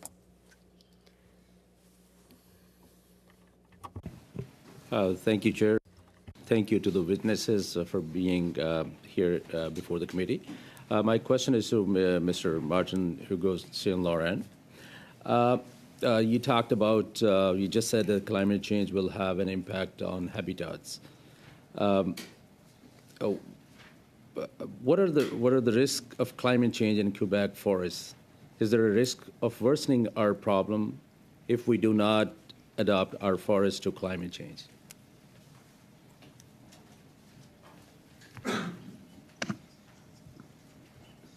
Oui, désolé pour la. My apologies. I am listening to simultaneous interpretation, and your question is very fair. For reference, we have past revenue and past job numbers, and we're comparing that to our actual caribou numbers. My colleagues from Natural Resources Canada show that there has been an increase in forest fires and there is less wood growth. There are also droughts, and that reduces the volume of growth. So when we look into the future, most recent studies show that the forestry industry should be more fearful of the consequences of climate change on our future forest mass, and that would also have an impact on caribou. So my colleagues show it very clearly in many studies. Reconcile the adoption of the forest, the health of the caribou, and its a sustainable exploitation. Mr. Martin. Mon travail de. As a researcher, I believe that it is possible, and that's why we tabled a proposal to the federal and Quebec governments to tell them to have a group of experts, so sociologists, economists, Indigenous leaders, experts in forestry, and they could all meet and exchange ideas. Quebec's government was open to the idea, but Quebec's government then did not support that measure. But we could have all experts together, and they could talk about the realities of caribou, of the forestry sector, and the socioeconomic realities. So we can't work in silos. We need to have solutions that are regionalized, yes, but we cannot do it while ignoring science. That would be counterproductive. If, for example, we fought COVID by ignoring science, we would still be in it, in the thick of it. What proposal would you make to the Quebec government for the future of the forests? Intégrer. I would say that we need to include climate change in our calculations and projections for the future, and we also need to give ourselves more maneuvering space, and we also need to keep in mind everything that forests do, not just grow trees. They also stock carbon, they stock water. And if we can do all of that by maintaining wealth, it would be amazing. But for now, we need to be cognizant of the impact on populations that depend on forests. Yes, some communities depend on a single industry, but we cannot ignore scientific data either. Can you tell us about your research and the state of caribou in Quebec, as well as the state of our forests? Le caribou.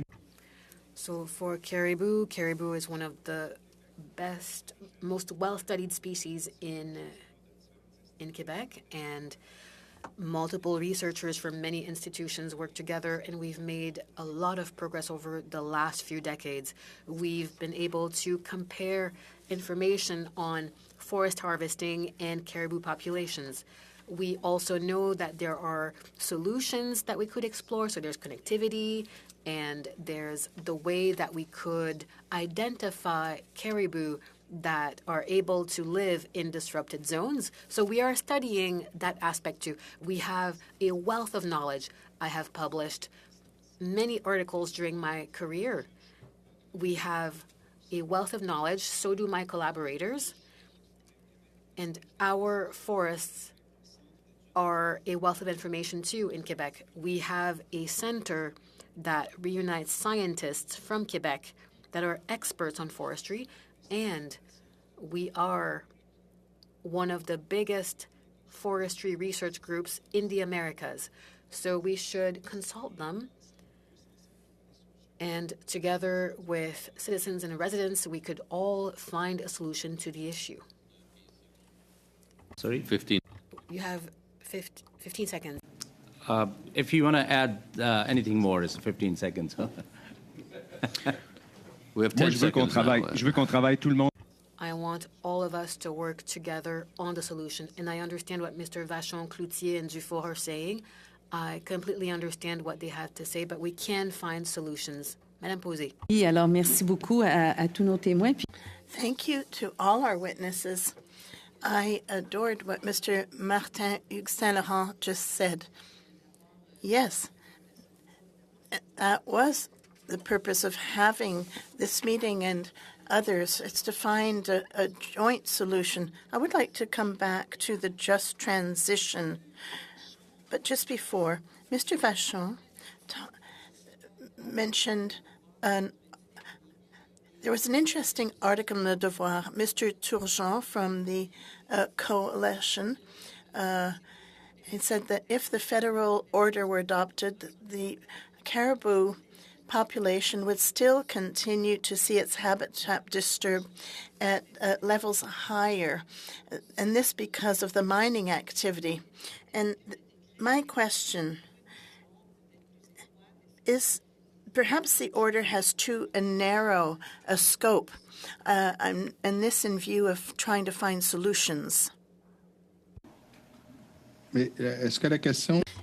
The question for Mr. Vachon, because you underscored this, the matter of mining. Well, when I mentioned that, I was referring to the insecurity that exists at present. And when people see what's happening in the mining industry, they see the inconsistencies. People think about what is going to happen to the forestry sector. while there are other investment projects that are going ahead. The forestry sector in many regions has for many decades, for hundreds of years, helped people have their livelihoods. So there's going to be a much bigger impact when you give waivers to the mining industry. I'll just stop you there, Mr. Vachon, and thank you for that comment. And you talk about impacts, and maybe this is where we need to talk about transition. We talked about it in the earlier panel, and I leave the floor to my colleague, Mario Simard. Thank you. A quick question for Mr. Cloutier from Unifor. You perhaps heard about the results of the socioeconomic study done by the committee. Thomas Gerbet, we talked about the closing of some 55 companies in the forestry sector. And as we know, forestry sector is a chain. If you cut a link, you have a domino effect along the entire chain. I don't know if you have any data on the impacts on Unifor workers. Yes, for our Unifor workers, there is an impact of easily 1,000 workers in Abitibi-Témiscamingue, also in the area of the national capital, as well as in Saguenay-Lac-Saint-Jean, as well as workers on the North Shore, some 800 workers on the North Shore. And we're just talking here about direct jobs. We're not even talking about indirect jobs that will be affected. And we're just talking about Unifor here. Would you agree, because we've heard from witnesses here who said that maybe the order is not the best solution. We do want to protect the species, but maybe what it takes is to set aside the order for now and to try to bring in Quebec and all the other stakeholders.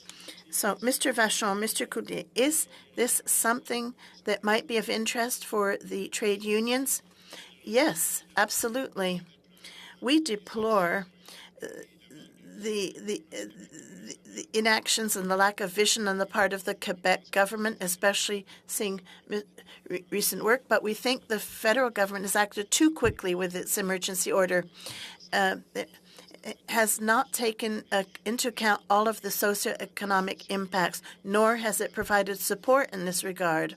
So federally, the Department of Employment, etc., employment insurance, everybody needs to come together, and Quebec needs to be supported with solid financial support. Mr. Vachon? Indeed. It's as if we're just, waiting who is going to budge first, and then to see, who is the first loser. So we're stuck now with this emergency order, which is like an ultimatum. And so we have to eliminate that threat and say we all have to come together. Everybody has to come around the table. We have to reopen the debates and discussions, not to determine who's going to win or to lose, no, but to see how we can succeed together. Mr. Boulris, thank you, Chair. My first questions are for Mr. Saint-Laurent. Much appreciated your comments on the importance of science in decision-making. And for the good of everyone, I'd like you to explain the cause and effect of roadways and the disappearance of the caribou. As I explained in my opening remarks, if you bring in new growth forests, you have a much more accessible routes for predators because, trees are more sparse and there's, less to work. This Centre de Virginie can reduce up to 3 young a year. So in some herds, not even. So you with the drop in caribou herds and with the rejuvenation of forests, you're going to pave the way for predators to have more impact. The research has used that predators used the roadways of the forestry intersector. It's much easier to walk in a road than through a thick forest. So the predators are targeting the caribou, and attacking not just the adults in the herd, but the young too. Black bears are very aggressive and feed off the caribou. This has been documented. Now, what we see is in those sectors where caribou are forced to move their herds to survive, those caribou become less loyal to their habitat, and there's a much higher risk of predation for the young caribou in those herds. Just imagine, it's harder to find where the fridge is in an apartment you're not familiar with than your own.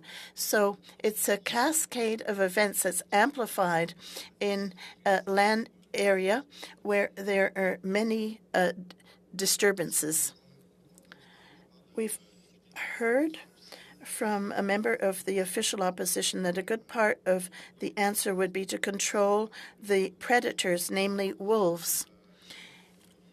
In your opinion, what do you think of that suggestion? It's an interesting interim measure, but here's a parallel. You and I are fishing. We're in a boat. Water penetrates the boat. I give you a bucket. You start removing them. So as you remove the water, you're removing fish. If you were to plug the hole, you would, be able to get rid of the water more easily. So we have to slow down the rejuvenation of the forest. We have to slow down the construction of roads into the forests. We have a good example in Canada in the Gaspé Park. We have been controlling predators in the park for many years. It worked for the first 5 years, but it didn't work subsequently. So it's an interim measure that's very effective, but it needs to be pushed very intensively to target 90% of predators, which is debatable ethically. But you have to. But more important is the rejuvenation of the forests. Thank you. Some measures have been put in place in recent years by the Quebec government. To what extent are these measures effective or insufficient or both? It's quite simple. Since 2013, with the recovery plans, we changed the governance structures. We've implemented great inventories. We're among the best in Canada with our caribou inventories. We've implemented different committees. We've done literature review. We've assessed situations. But in the meantime, we've drastically increased forest cutting in areas favorable to caribou populations, and we've increased drastically the number of disruptions. In my brief, the number of disruptions have increased by 64% in Val-d'Or from 1995 to 2020. During this period, we've deployed different committees and different measures. So the Quebec government has recently promised different protected areas, which is a good starting point. We're looking at different habitat restoration projects that can provide jobs in regions. People with expertise in the forest sector can provide the expertise for this, and we can consolidate all these measures. However, if we continue to add the pressures, a little bit like my analogy with the boat taking in water with more holes, we will soon lose the capacity to tread the water out of the boat. Mr. Chair, how much time do I have left? About 40 seconds. My last question for Mr. Saint-Laurent.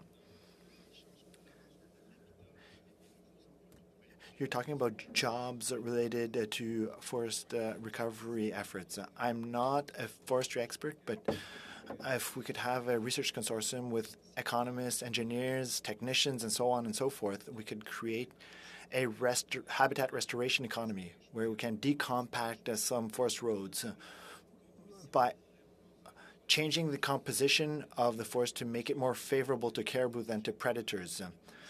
We can rely on regional expertise for this. It's not the same money path, but we can provide jobs. We will move on to our second round of questions. I will have to reduce by 40%, so each member will have 3 minutes. I know, Mr. Godin, you want to share your time with Mr. Ladib, but this leaves an empty spot for the second question from the Conservatives. Do you mean for the third question period? You have 2 Conservative members. I don't have a name for the second slot. I will ask the first, and he will take the second part. Thank you, Mr. Chair.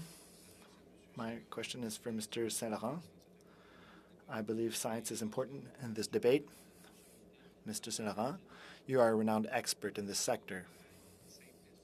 This question might sound a bit trivial, but we've conducted an experience by creating different fenced-off areas in Charlevoix to save the caribou that was reintegrated in the 1970s. Do you believe that by doubling the area of this fenced-off area could be a solution until there are too many caribou inside that fenced-off area? If we think about a solution like this, is this a good interim solution?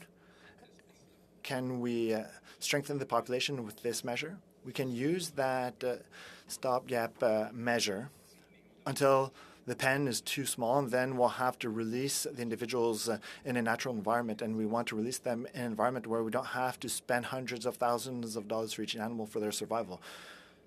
So we should restore their habitat while finding new forestry to produce wealth. But if we look at total enclosure, if we look at external maternity, as we've seen for other species,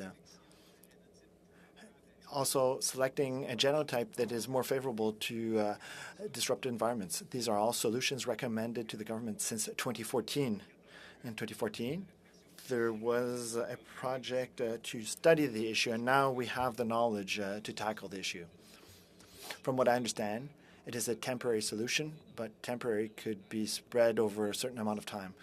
When you speak about significant investments to recreate a larger favorable area, this is a societal choice. Do we invest in fencing, or do we protect a significant forest economy for Quebec and its regions? Forest experts would say that we are just pushing forward the social cost of all the measures that we're not implementing to protect our resources, and this goes far beyond caribou. The air that is filtered, the carbon that is stored, and so on and so forth. We've heard all of this. Unfortunately, my time is limited. I have a question now for Mr. Vachon from CSD. You mentioned in your opening remarks the tree that hides the forest. Do you claim that we're creating another issue with this order? You have 15 seconds, Mr. Vachon. Let me explain. It's as if we are bringing the attention away of all the issues in the forest sector by focusing specifically on caribou. Thank you. Mr. Longfield now. Thank you to the witnesses. I'd like to start off with Mr. Cloutier. You've made a couple of comments. Our colleague, Mr. Simard from the Bloc, had some excellent questions about the role of labor in these discussions. I'd like to build on that. In Ontario, when I was first elected in 2015, we worked with your Ontario Unifor colleagues to recover the automotive industry, which was struggling after years of neglect by the Conservative federal government. The role that Labour played in recovering Ontario's automotive sector was absolutely critical. You've mentioned sustainability. You've also mentioned the rights of caribou, something that might be surprising to the people that don't know Labour as well. Could you comment on how critical it is for labor to work with the federal government on safety, on sustainability, and on working on protecting the caribou herd at the same time as protecting jobs?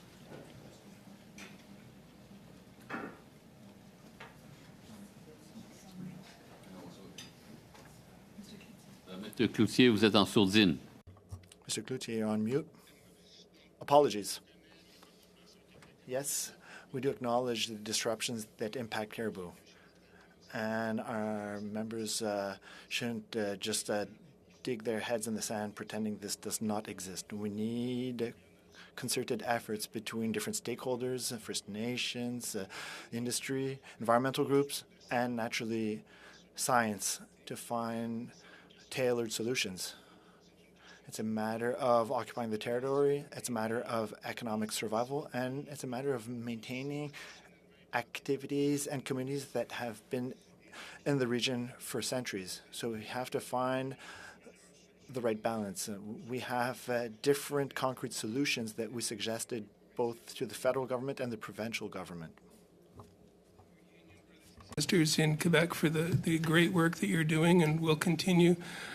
I'd like to go over to Mr. Saint Laurent. On the Sustainable Development Goals that were introduced in 2015, there was progress up until the pandemic, and I've read just over the weekend that we've been sliding backwards as a world, where 193 countries have agreed to these Sustainable Development Goals, SDG 15 of the life on land being critical to this discussion. Could you talk about the importance of us re-stimulating the SDG discussions globally? C'est une excellente question. C'est très important. Very good question. It's important.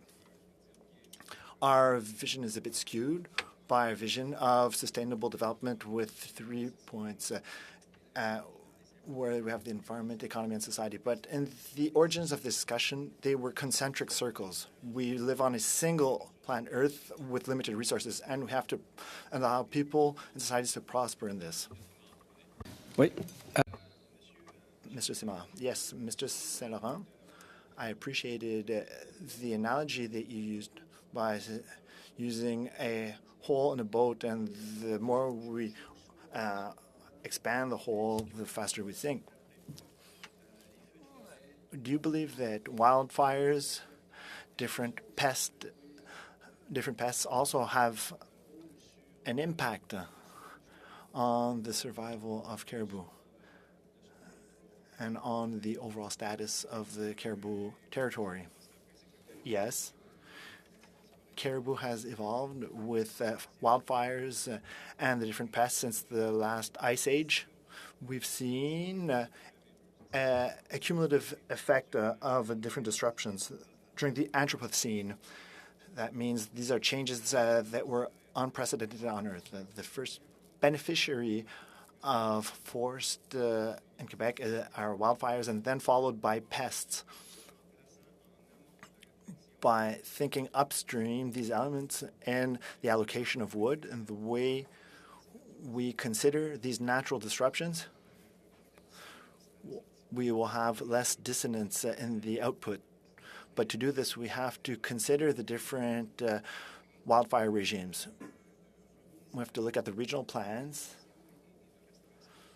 for the protection and restoration of caribou habitats. So forest development is important. Yes, it plays a major role because wildfire has a little impact until we provide a road for lumber recovery. Yes. Mr. Boulris. Thank you very much, Mr. Chair. Mr. Vachon, you spoke about the insecurity experienced by different communities and members as well as workers. When Mr. Saint Laurent spoke about job creation related to restoring and protecting forest habitats, I saw that you nodded. Can you expand on this and your vision for the just transition for workers and creating new jobs in the forest sector? Yes, there are job opportunities because the forest industry will undergo transformations no matter what. If we only look at the producing 2x4s and 2x6s, we know that we're limited. Now, the industry is turning towards other solutions. We're diversifying our activities to reduce our dependency on the large volume of tree cuts. Mr. Saint-Laurent raised some interesting points. There will be new jobs created. There will be a transfer of certain jobs, either in replanting or in managing forests. We have to focus on this. I'm claiming this today, but I'm not the person who came up with this concept first. If we look at transition and support, we need to share a global vision to tell people where we are and where we are heading to reduce uncertainty. Thank you, Mr. Chair. I will start with Mr. Saint Laurent. I appreciated your fairly common sense understanding of what the realities are here. Forestry changes the forest, the logging roads change dynamics. Therefore, we have new prey, moose and deer come in, predation follows, and they don't care what they're eating. My question is, you mentioned the hundreds of studies that you've reviewed on this topic. Is there a consensus from them, or in your view, what is the timeline that would be expected for the forest to recover to a state in which moose and or deer no longer find it appealing from this particular edict from the federal government and or adding remediation efforts as well? Excellente question. Excellent question. It all depends on where you are located in Canada. If you are in a sector where the forest grows faster or at another pace, but the rule of thumb that we use is 50 years. Beyond 50 years, forests become favorable to caribou and they're less favorable to other prey and predators. In the meantime, there's a cascade of species that are abundant, that are fostered or that are supported or less supported. In the 10 to 15 years, it becomes favorable to bear and then to moose. Then the wolf will start settling in. And in that time, the caribou will be impacted year over year by predation. This is why we observe 15 to 20 years between the forest cuts and the progressive disappearing of caribou. Reasonable to me to consider that we must, you mentioned in a park nearby, but in a different area, there was different remedies used. And I note from Ecological Applications 2023 article titled The Effectiveness of Population-Based Recovery Actions for Threatened Southern Mountain Caribou, which is the same species just in BC. Their study concluded that penning and wolf reduction were the two most important recovery actions with the annual instantaneous rate of increase. So my question is, why would we not take immediate action such as that we know works in the meantime and allow the industry to work with researchers, with the Quebec government and or the federal government if needed to find solutions in the longer term? I'm very familiar with this study as one of the experts that reviewed the study before its publishing. There are two measures that can be implemented. Both measures have a strong potential. This is already what the Quebec government does with Quebec, Val-d'Or, and Gaspésia with enclosures and predator control.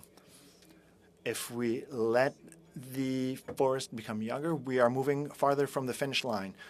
We can't let this happen because this will force us to have interim measures for a longer period of time. But we have to work in cooperation. Monsieur Chet. Oui, bonjour, merci beaucoup. Thank you very much. I'd like to speak to Mr. Vachon. You spoke about sustainable jobs. You spoke about the responsibility of governments to invest in sustainable jobs in the forest sector. But also we spoke about the responsibility of forest companies in creating these sustainable jobs. In other words, we're asking all stakeholders, we're asking governments, employees, and industry to have a long-term perspective in order to have a sustainable sector. Do you think the Quebec government has a clear vision for the future of the forestry sector based on sustainable development? If I feel that the Quebec government has a clear vision, well, if it does, it doesn't share it appropriately. It hasn't been disseminating its vision. It's one of its well-protected secrets. I concur when you speak about the shared responsibility. In my discussions with different business leaders, they know their share of work in the transition. They're ready to do their share if we're able to establish a long-term plan. If we can have a long-term vision, they're ready to commit towards some objectives. So far, we've had discussions with various stakeholders. We're able to pull together our ideas. But I think these efforts are not sufficient. I have a question for Mr. Saint-Laurent.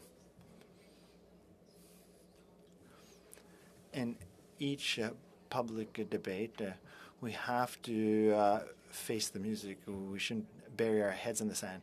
My Conservative colleagues were focused on short-term measures.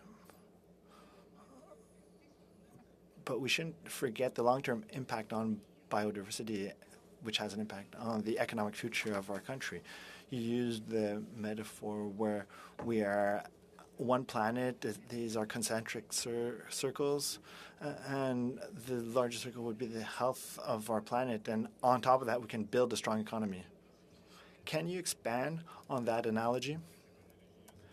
This analogy is the framework for sustainable development as it was designed. Sustainable development is an environmental circle. Within the circle, we want societies to prosper so populations can have a dignified life. And within that, there's the economic circle. When we make sure that societies can thrive, we can create wealth. By placing this in a triangle with opposite ends, we're always looking at compromises for jobs or for the economy faced with the environment. And does this bring us in a winning situation that leads to the erosion of the environment? So we are going to stop here. I thank all of our witnesses. Thank you for coming here to participate in the debate. We are going to take a short break to welcome the last panel into the meeting. And once again, thank you.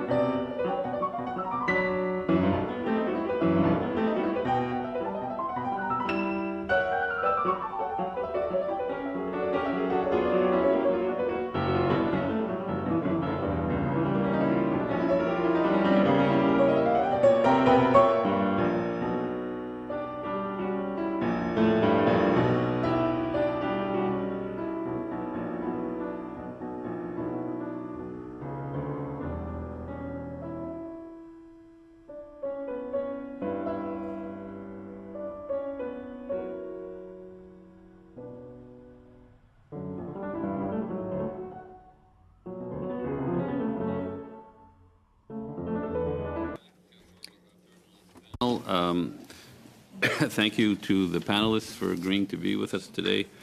Nous avons Louis Bélanger. We have Louis Bélanger. We have with us Louis Bélanger as an individual who is a retired professor on sustainable forest management, Faculty of Forestry, University of Laval. And then we also have Louis Casado, a director from the Association Québécoise, and Rachel Ploquin from the David Suzuki Foundation.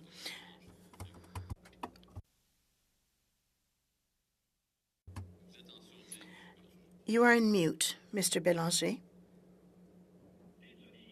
I apologize. Here I am. Thank you, Chair.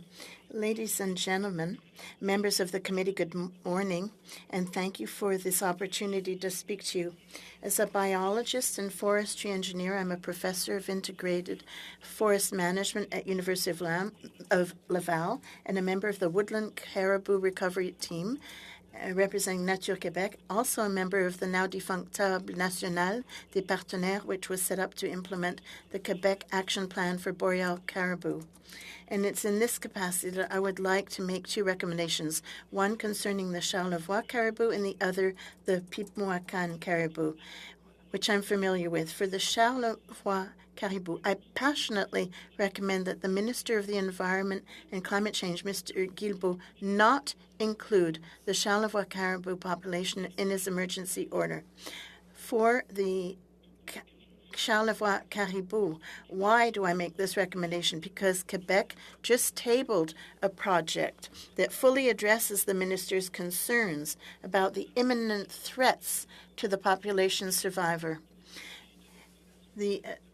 What you have for the Charlevoix caribou is a restoration strategy that's been in place for 15 years.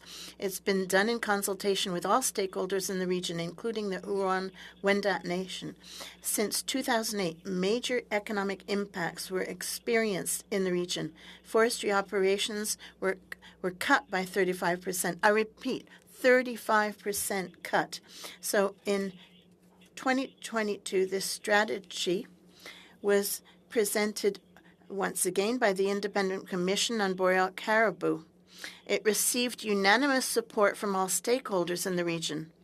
So the pilot project tabled in May by the Quebec Environment Department, accompanied by a series of regulations, completes this process. Unfortunately, the emergency federal order completely ignores these 15 years of efforts in Charlevoix. The order shifts conservation efforts completely westwards towards the county of Portneuf. And it would impose a second wave of economic impacts on the Quebec City region for gains for the caribou that remain unclear and highly questionable. So it would be wiser to let the Quebec pilot project continue.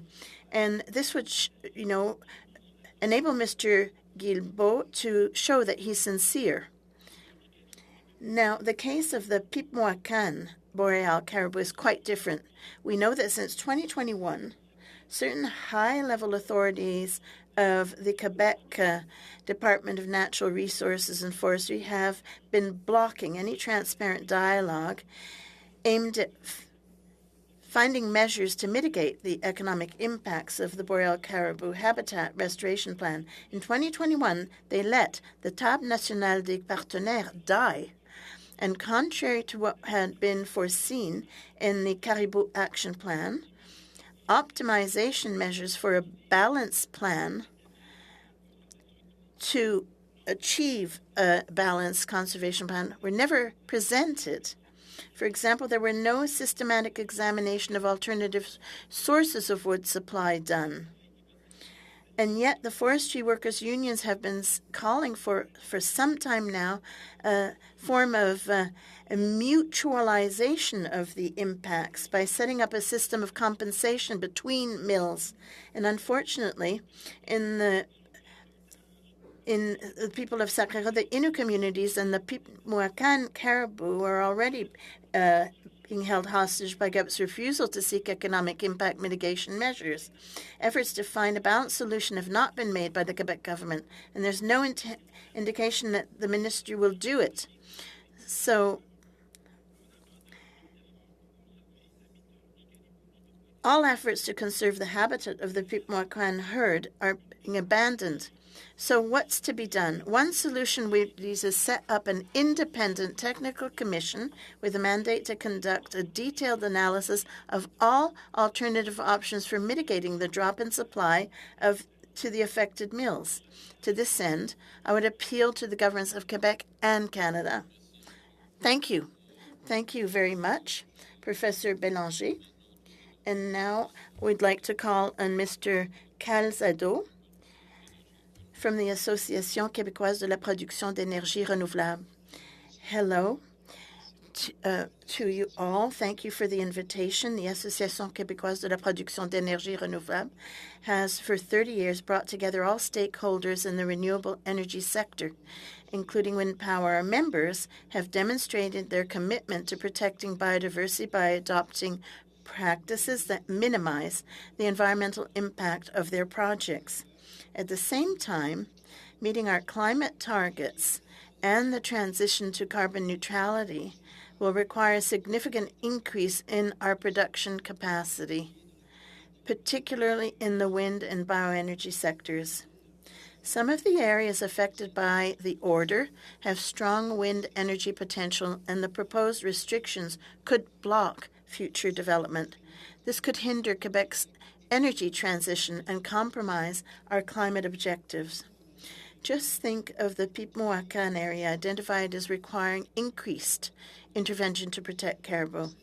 It also has great wind power potential. The restriction imposed by the order could jeopardize future development opportunities. In addition, certain provisional areas, could enclose territories with high wind energy potential outside them, making it difficult to develop new projects. The AQPER is particularly concerned by the lack of corridors for the passage of power lines for future wind power projects on the Côte-Nord. Access to several sites with good wind power potential could be compromised if new power lines from Michaud, Outarde, to more southerly substations cannot be built.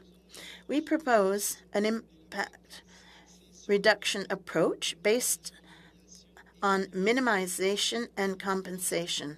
For instance, for the 730 kilowatt Miquois-Saguenay line, for which Hydro-Quebec installed suitable towers to allow caribou to pass under the lines, demonstrating the feasibility of concrete measures to recognize energy development and wildlife protection.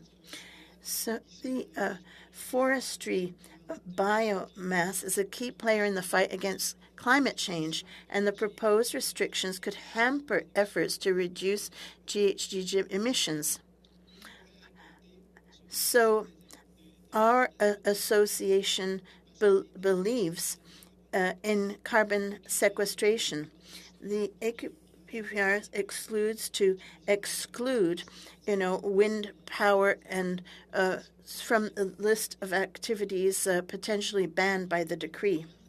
The AQPR believes that flexibility should be introduced in the application of the restriction imposed by the emergency order in order to take into account the specific characteristics of each project. The territories covered by the potential emergency order are vast and do not offer a uniform level of disturbance. Some areas are already highly disturbed and could be prime sites for wind farm development. The AQPR recommends integrated solutions for the conservation of boreal caribou and the development of renewable energy projects. These projects could include specific conservation measures, such as habitat restoration and the creation of ecological corridors to reduce the fragmentation of the caribou habitat.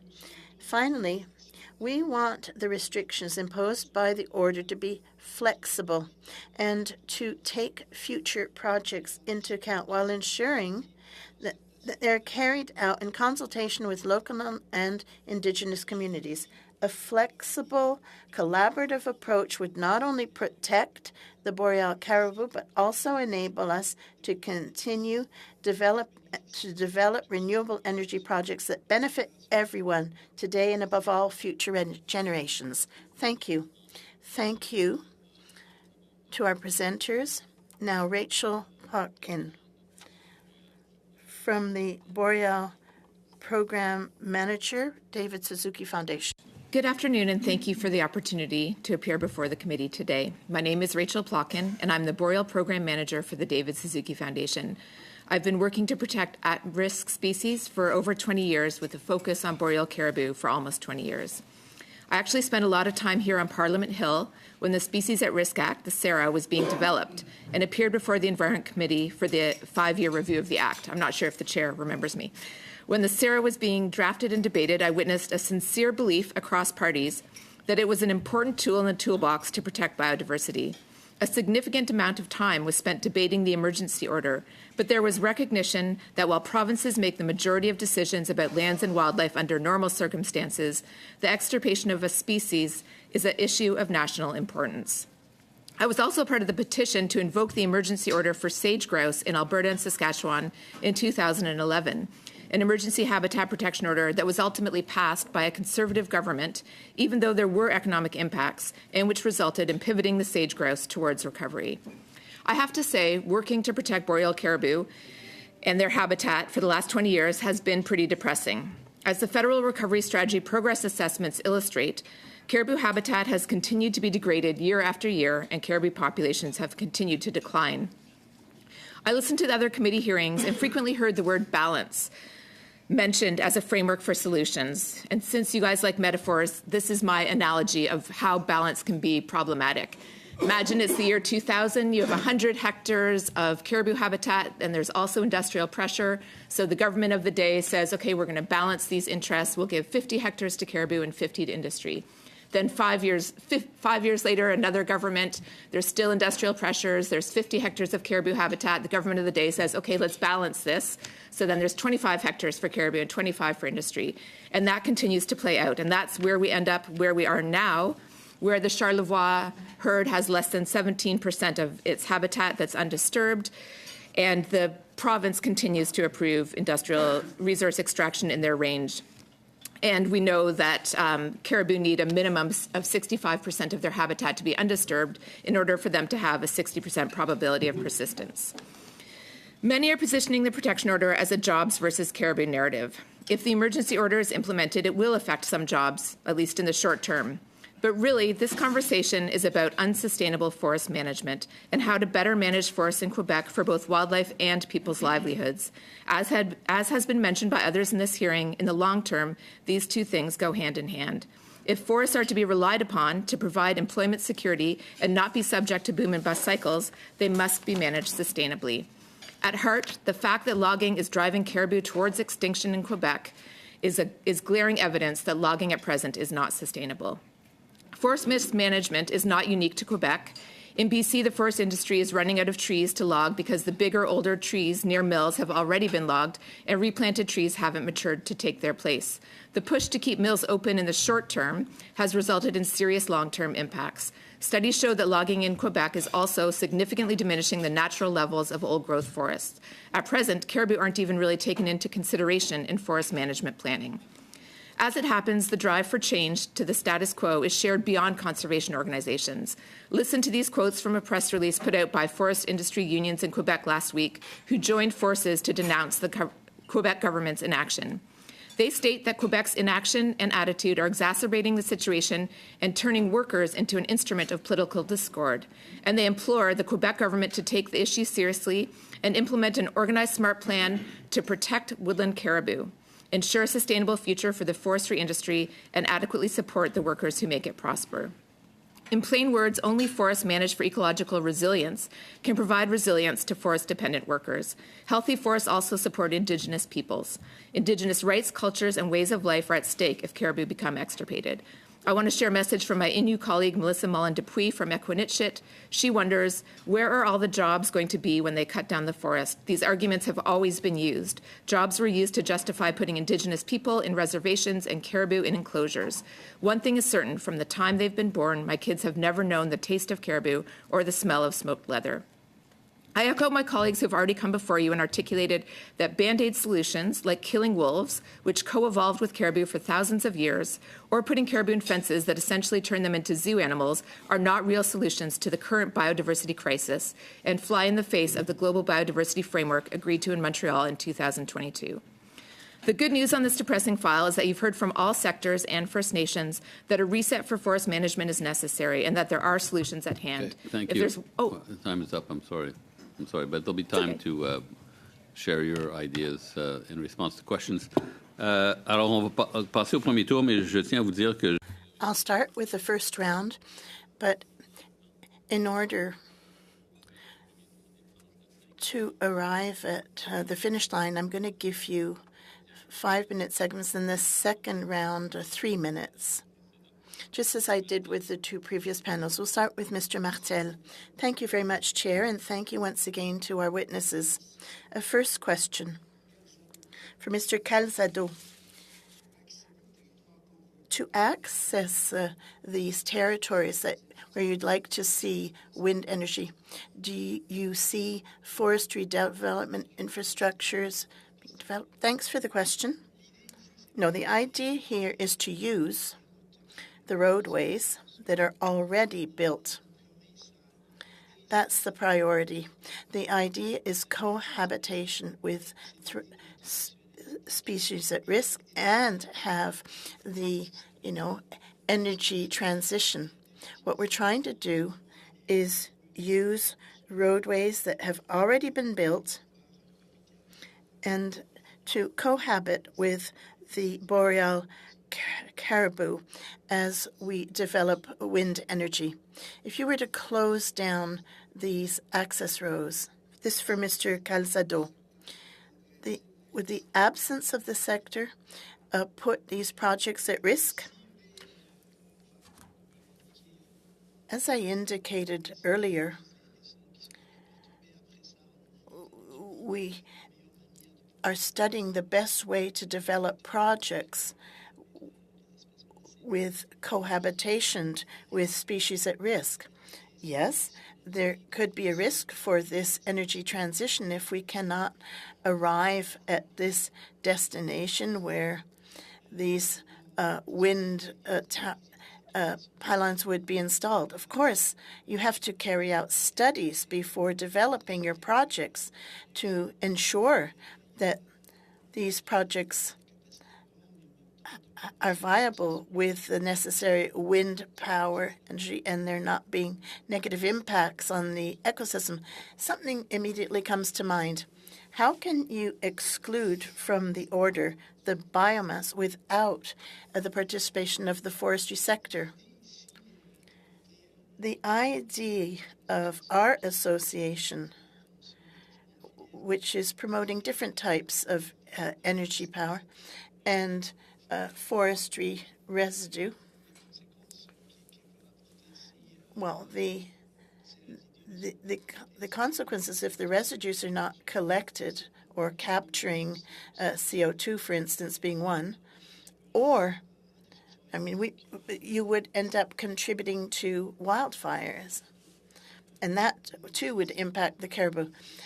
What we want to do is use the residue for good use to produce biofuels, for instance, that could be used in energy transition. You can't only use electrons. You need bioenergy for sectors that cannot be decarbonated with electricity. So how do you see the development of wind energy with this threat? Well, there will be an impact. If you examine the consequences, if you have carbonations, so biomass would no longer be able to contribute to the transition. The whole idea have made compromises, reduce, GNG, and it's not, just wind and solar, but it's also bioenergy that can contribute to reduce greenhouse gas emissions. Do I still have time? 1 minute. Now for Mr. Bélanger. Can you guarantee that if we were not to disturb the caribou habitat, that habitat would not still be affected by climate change, be it wildfires or the spruce budworm?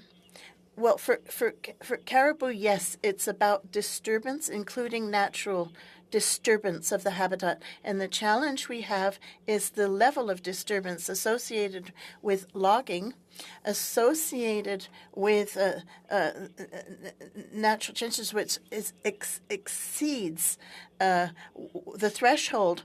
So it's also the rejuvenation of the forest. Then there's the economic value of the forests in Quebec, which is diminishing. Why? Because we're logging too much. Add that to the wildfires. The file is very challenging. Thank you. We'll stop there for now. Mr. Van Koubeden. Who have come today to committee for this first day of Parliament. My questions will be to Ms. Plotkin from the David Suzuki Foundation. First, over the course of the last couple of weeks, we've heard a lot of conflicting, rhetoric around the state of caribou populations, primarily in Quebec. Could you provide us with your take, with what the science tells us about caribou population numbers, how they've changed over the last 10 or 20 years, or whatever time frame you have available? Yes, thank you for the question. The discussion paper for this committee shows the population trajectories of the 3 herds that are in question, and these 3 herds are just holding on. They face imminent extirpation unless measures are taken to restore their habitat and protect remaining viable habitat. And at present, the Quebec government lacks the political will to take these measures and put them into place. Thanks, Ms. Plotkin. I often reflect on how many of the obligations that we have as elected people don't really have too much to get, to do with getting elected, in the context that, caribou don't vote. People who care about caribou vote, but caribou can't themselves. Neither do polar bears, neither does clean and fresh air, water, and land. But these are considerations that we need to take under advisement when making decisions that are going to affect people, jobs, the economy, and the environment. Could you tell me, if you were in our shoes, if you were part of the government, and you had to make a decision that was inevitably going to affect people's bottom line at a time like this, where things are expensive, where we need to build homes, and homes are often built out of wood. We have a lot of wood in Canada, but we also have a lot of caribou and a lot of things and places and species to take care of. So I won't use the word balance, because I know it's not one that you appreciate. But we do need to take into consideration all of these variables. And I have a follow-up question there, and I think I've probably overdone it already. But what would you do? Well, you need healthy forest ecosystems to maintain healthy employment opportunities. Like the idea of whether it's 3 legs of a table or whether it's concentric circles, the foundation for healthy jobs is healthy forest ecosystems. And I guess, as Mr. Bélanger said, what we need are plans, and they need to be SARA equivalent. And that means it's not about mitigating our impacts and just reducing them. It's not about saying we'll protect some caribou habitat. Caribou is one of the most studied species in Canada. Because of the recovery strategy and the scientific committee that was struck to identify critical habitat, we know what caribou need to survive.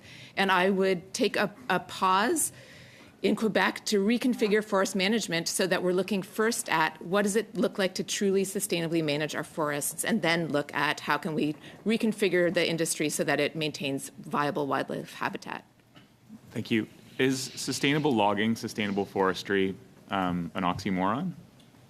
No, the David Suzuki Foundation believes that you can have sustainable forestry, but it has to have limits. It can't be continually expanding its footprint into primary forests that have not yet been logged, and it has to take into consideration cumulative impacts like hydro, and it has to factor in wildlife habitat needs into forest management planning.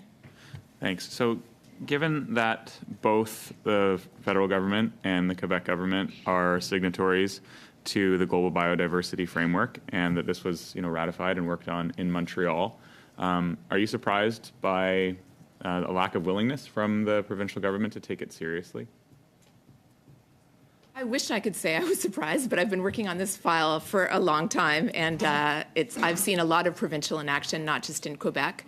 I think there needs to be a system change. We have to change. We have to recognize that we're in the middle of a biodiversity crisis, and we have to recognize that changes to the status quo are needed. And in my line of work, everyone says that changes to the status quo are impossible until they're mandated, and then people find a way to make it happen. So I do believe that the changes are possible. Great. I got to spend some time outside this summer, and it's always really amazing when you see a large sort of charismatic mega species out there, and it'd be a real shame if in 25 years or so that was more and more rare. Is there a province in Canada or a jurisdiction elsewhere, perhaps another country that has a lot of trees and does a lot of forestry, which is kind of a gold standard that Quebec and Canada could look to for insight and inspiration? You have 15 seconds. So Again, I wish, but a lot of the places that are doing the best sustainable forest management now are doing it retroactively because they've already logged too much, so they're leaning in on restoration. But there needs to be a systemic change across all provinces. Alors, à mon tour de remercier nos témoins de... I would also like to thank our guests for their presentations today. Thank you for helping us find solutions. Mr. Bélanger, my first question is for you. You were a member of the committee that was working on reestablishing boreal caribou populations in Quebec. And I believe that you also got to talk about forest management. We know that if we don't talk about management in general, whether it's climate change, fire, pests, that there will be an impact. So can you tell us about your specialty, which is sustainable management for forests? L'aménagement durable et Quebec created a bill in 2013 for forest management, and the goal was biodiversity, and we wanted to have proper management. What we wanted to have was to create a process, and the process led us to creating a strategy to protect biodiversity, including caribou. And we put that in our national sustainable management framework. But since 2021, things came to a stop. Meetings that were supposed to generate ideas stopped, and since then, the debate has been ideological. We have been unable to find solutions and compromises. We knew that Pic-Moican was the population where we had the biggest challenge compared to other places in Quebec. And we knew that caribou was highly threatened in that area. So we needed to find other sources of wood so that Boissaco would not be responsible for... Yes, I will stop you here, Mr. Bélanger. I believe that you're right. Boissaco seems to have excellent practices. Would you agree to see a discussion table created by the federal government?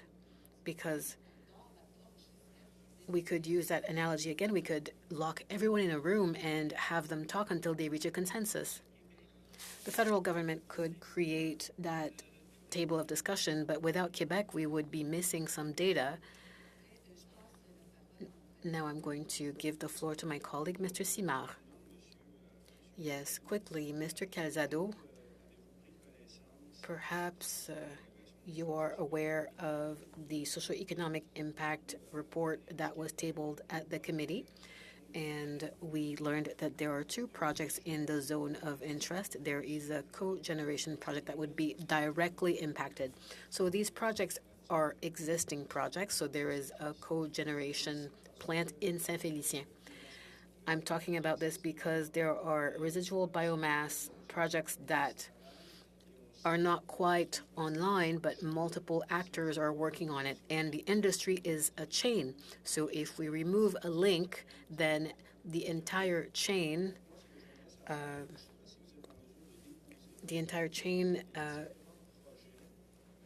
stops existing. So are there any projects from your member associations that are directly impacted by forest biomass?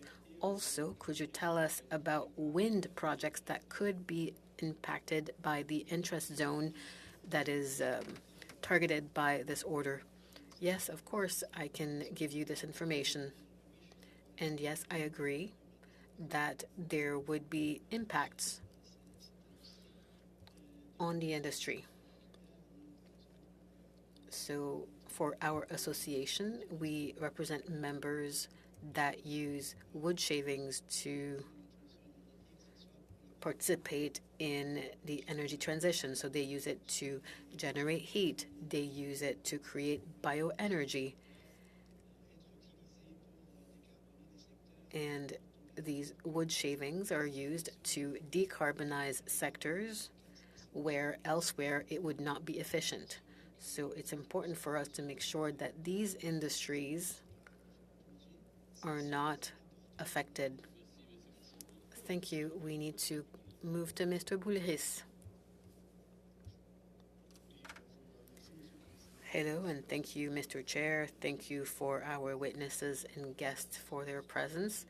It's very interesting for this debate that affects thousands of people and entire communities that are already experiencing insecurity. Ms. Plotkin, I know that you don't like that word very much, but it can be problematic because we want to protect all jobs and we want to create new jobs too to ensure these communities' survivals. But if a species disappears, there is no way to reinsert it into nature. So balance is hard to reach. Ms. Plotkin, we've heard from First Nations communities that told us that caribou is part of their identity and their lifestyle, their way of living. But caribou's presence also proves that a forest is healthy and there is no sustainable development without a healthy forest. Sorry, was there a question? Oui, qu'est-ce que vous pensez de... Yes, what do you think about the presence of caribou as a marker of a healthy forest?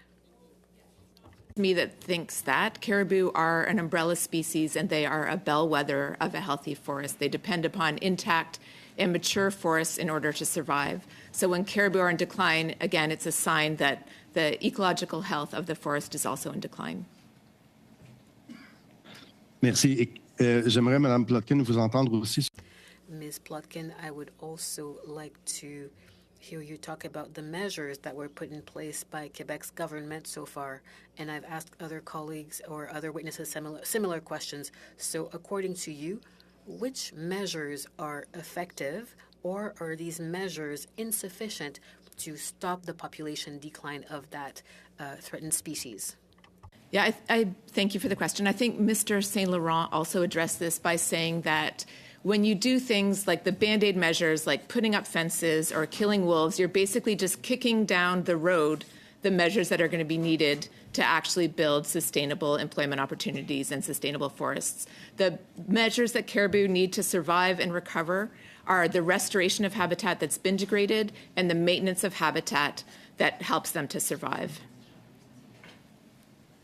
Et selon vous, according to you, because there's always the matter of jurisdiction and authorities between provinces and Ottawa. But according to you, Ms. Plotkin, what is the role and responsibility of the federal government when it comes to ensuring the survival of boreal caribou? Well, that's when I started my talk. I said that I was here when the Federal Species at Risk Act was being debated and brought into force. And the idea of the Federal Species at Risk Act is that it had a safety net, so that the first onus was on the provinces to take responsibility for the wildlife within their provinces. But there had to be a measure, because wildlife are an issue of national importance, that if the provinces were failing, and only in rare circumstances, that the federal government would take the leadership needed to ensure that measures are taken so that species don't become extirpated. And I think, in all fairness, the way that the Act has been implemented by every government since it's been brought into force is to use the emergency order or the critical habitat protection order as a threat. Like, say to the province, like, we are going to do this unless you change, to try to motivate provinces to have the political will to take the steps needed to protect and recover caribou. And when provinces continually fail time and time again, and it's been years, like the first science about what caribou need to survive came out in 2008, again, under the federal government. And when provinces continue to just ignore it and stall, then I do think measures need to be taken to afford caribou habitat protection. You have 20 seconds left. I'll give them to you, a gift. We need them. We'll take them. Okay, thank you very much, Mr. Chair. I would like to take this opportunity to move the following motion that was submitted to the clerk last Friday. That the committee invite the Minister of Environment and Climate Change to appear before the committee for no less than 2 hours within 14 days of the adoption of this motion in relation to his priorities for the return of Parliament and his mandate. Now, I believe Minister Guilbeault will be appearing before this committee on Wednesday, but only to discuss the caribou emergency order. There are many other issues, of course, that have built up over the summer that needed the committee's attention, namely the $8 billion Net Zero Accelerator Fund, the government's unrealistic electric vehicles mandate, and, of course, the carbon tax, which the government plans to raise yet again next spring. So, Mr. Chair, I think it would be prudent to invite Minister Guilbeault to the committee to answer questions on these and other important issues. Thank you, Mr. Chair. I have Mr. Van Couverden. Mr. Van Couverden? Yeah, I appreciate the the eagerness on the first day back to Parliament, and certainly willing to discuss the motion at hand. But out of respect for our witnesses, I think we should continue with the meeting. So I'd ask that we adjourn debate on this motion at this time. So we'll have a vote. Yeah. Motion to adjourn debate. Mr. Ali? Yes. Madame Chatel? Mr. Longfield? Yes. Ms. Taylor-Roy? Oui. Mr. Van Couverden? Yes. Mr. Cram? No. Myself, opposed. Mr. Leslie? Mr. Mazier? No. Monsieur Martel? Against. Go. Madame Posé? Oui.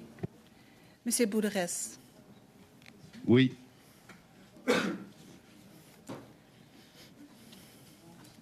7 yeas, 4 nays. OK, alors Chair, just adjourn debate on to bring the minister forward to talk about his fall plan. Yes, to adjourn debate on the motion while we have guests. Yeah. Okay, thank you. Alors, on poursuit. So we shall continue. And 3 minutes for Ms. Taylor-Roy. Madame Chatel, excusez-moi, pardon, parce que vous étiez sur. I apologize, Ms. Chatel. Well, thank you, Chair. And thank you. I am from a community where numerous jobs depend on forestry, and we heard the unions call upon the governments and the forestry sector to rethink the forests so the children of our rural communities will have jobs that they can be proud of, decent jobs that will enable them to prosper in tomorrow's economy. So this is a call, and I hear it often in my community. They have ideas. These employees have ideas We have to listen to them. Unions mentioned that one of the ideas is to stop, making 4x4s and sending them to the U.S. We can do more with the wood. We can do more transformation. We have employees who are very well skilled, have developed lots of expertise, work hard. Ms. Plotkin. At the point where you were about to say the good news. The good news is resetting the industry so that we can all prosper, and especially in rural Canada. And I really wanted to hear you about that. Thank you for the question. It's not just me. I've heard even this morning a number of things that can be done so that the pressure is taken off of caribou habitat. I think they talked this morning about systems of compensation and what's the other one? About finding, I wrote it in here, having companies be able to trade wood supply, but also, as you mentioned, having more value-added products. So where there's more value put on the products in Canada before they're shipped out of the country, and also reducing the amount of wood that gets turned into things that are disposable, like paper towels or the Amazon boxes, the cardboard boxes, things that people just use and then discard. And other solutions were mentioned. For example, rebuilding our forest, developing in a more sustainable way their expertise in rural communities to do more in that regard. Yes, I think, again, there's so many smart people out there. There's so much at stake that if the mandate is given and the province has the political will to figure out how can we do forestry in a way that's truly sustainable, where we're maintaining habitat for species that need it, where we're maybe increasing our rotation ages, where we're involving Indigenous people in the decision-making processes, a rethink of forestry has to be done. And caribou is kind of the gong that's bringing it to everyone's attention. Merci. And what I like so much about transform a challenge. Opportunity, and that's what you're saying. And this is where we are. So we have to put aside politics, and we have to work together, and we have to do it now for our workers. Merci, Madame. C'est Madame Posé ou Madame? Thank you. Now, will it be Madame Posé or Mr. Simon? I'd like to come back to what Ms. Chattel said, and I would just point out to her that this transformation in the forestry sector, many have wanted that for many years, and unfortunately, of what is provided for by government to the forestry sector, 75% of the money is in loans. And in Saguenay-Lac-Saint-Jean, my region, we give more to the federal government than all of the financial support that the federal gives to the forestry sector. So for the transition is non-existent and has always been non-existent. So I think the government has to examine its conscience. And let me end with Mr. Bélanger was on the recovery team. Mr. Bélanger regards the regrettable Mr. Villeneuve. What Mr. Villeneuve told us is never underestimate the impact of environmental change on the caribou. And that argument may not garner consensus amongst all biologists, but I would like to hear him on it. Does he think that climate change, especially in the area of Mi'kmaq, will it affect the migrations of the caribou? Very succinctly, most recent simulation studies we've done, the caribou will always stay in place. There will be climate change. Caribou will have to adapt. But thank you. Thank you for that answer. Now, Mr. Boulris, 1.5 minutes. Thank you, Chair. We've heard from many witnesses, and we know how important the forestry industry is for Quebec and good, decent, unionized jobs, oftentimes in Quebec. We want to do everything to protect those jobs and safeguard them, as well as the threatened species. Now, I heard you say something.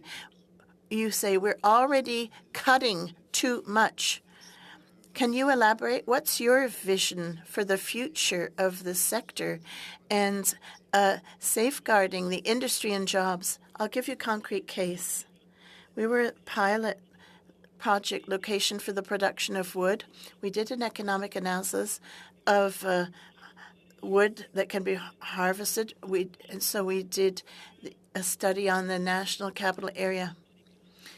The interpreter regrets, but the quality of the sound is too poor to interpret. Plus de qualité, ce qui nous amène à une baisse de qualité générale, baisse de diamètre dans la forêt, et même Excusez, M. Bélanger, apparemment, la qualité du son n'est pas à la hauteur et puis les interprètes ont dû cesser d'interpréter. So we apologize, but the quality of the sound was too poor and the interpreters had to stop providing the service. Mr. Boulris, could you use your last seconds to sum up what was heard? Thank you, Chair. I'd just like to ask Mr. Bélanger, if possible, could you forward to the committee the rest of your answer in writing so that we can have that? Thank you so much. Who is the next on the list for the Conservatives? Mr. Martel? Yes, I would like to address the question to Mr. Bélanger.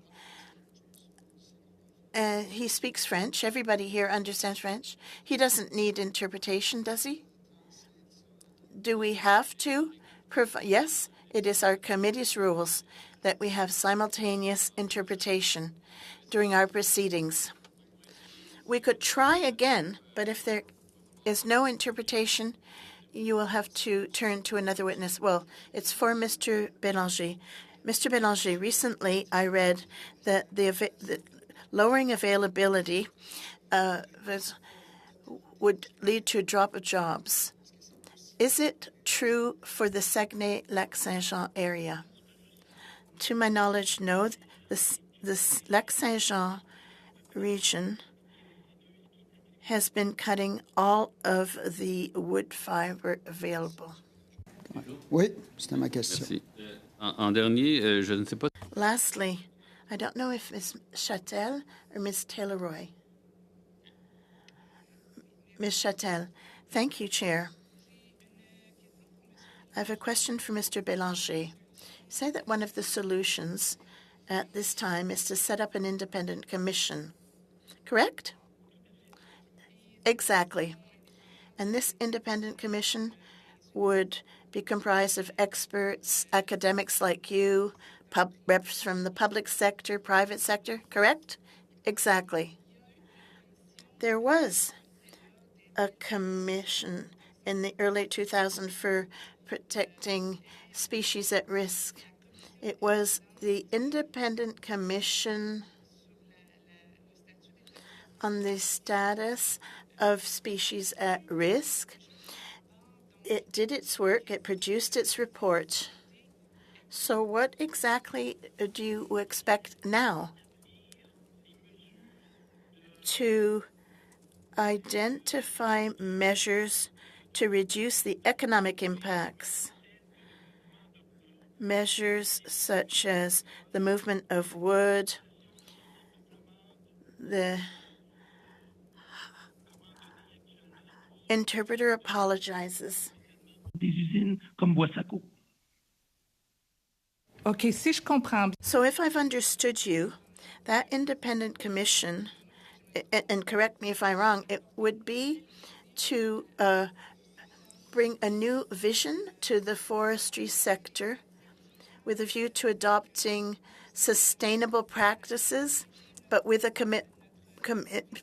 commitment to protect the environment, to ensure that our resources are available over the long term and continue to support the economy. So it's more of an economic commission, but focused on the forestry sector.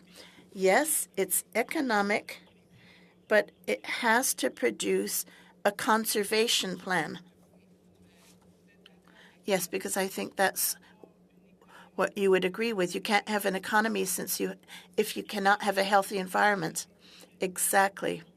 And the caribou problem shows that we're putting all the pressure on the forests.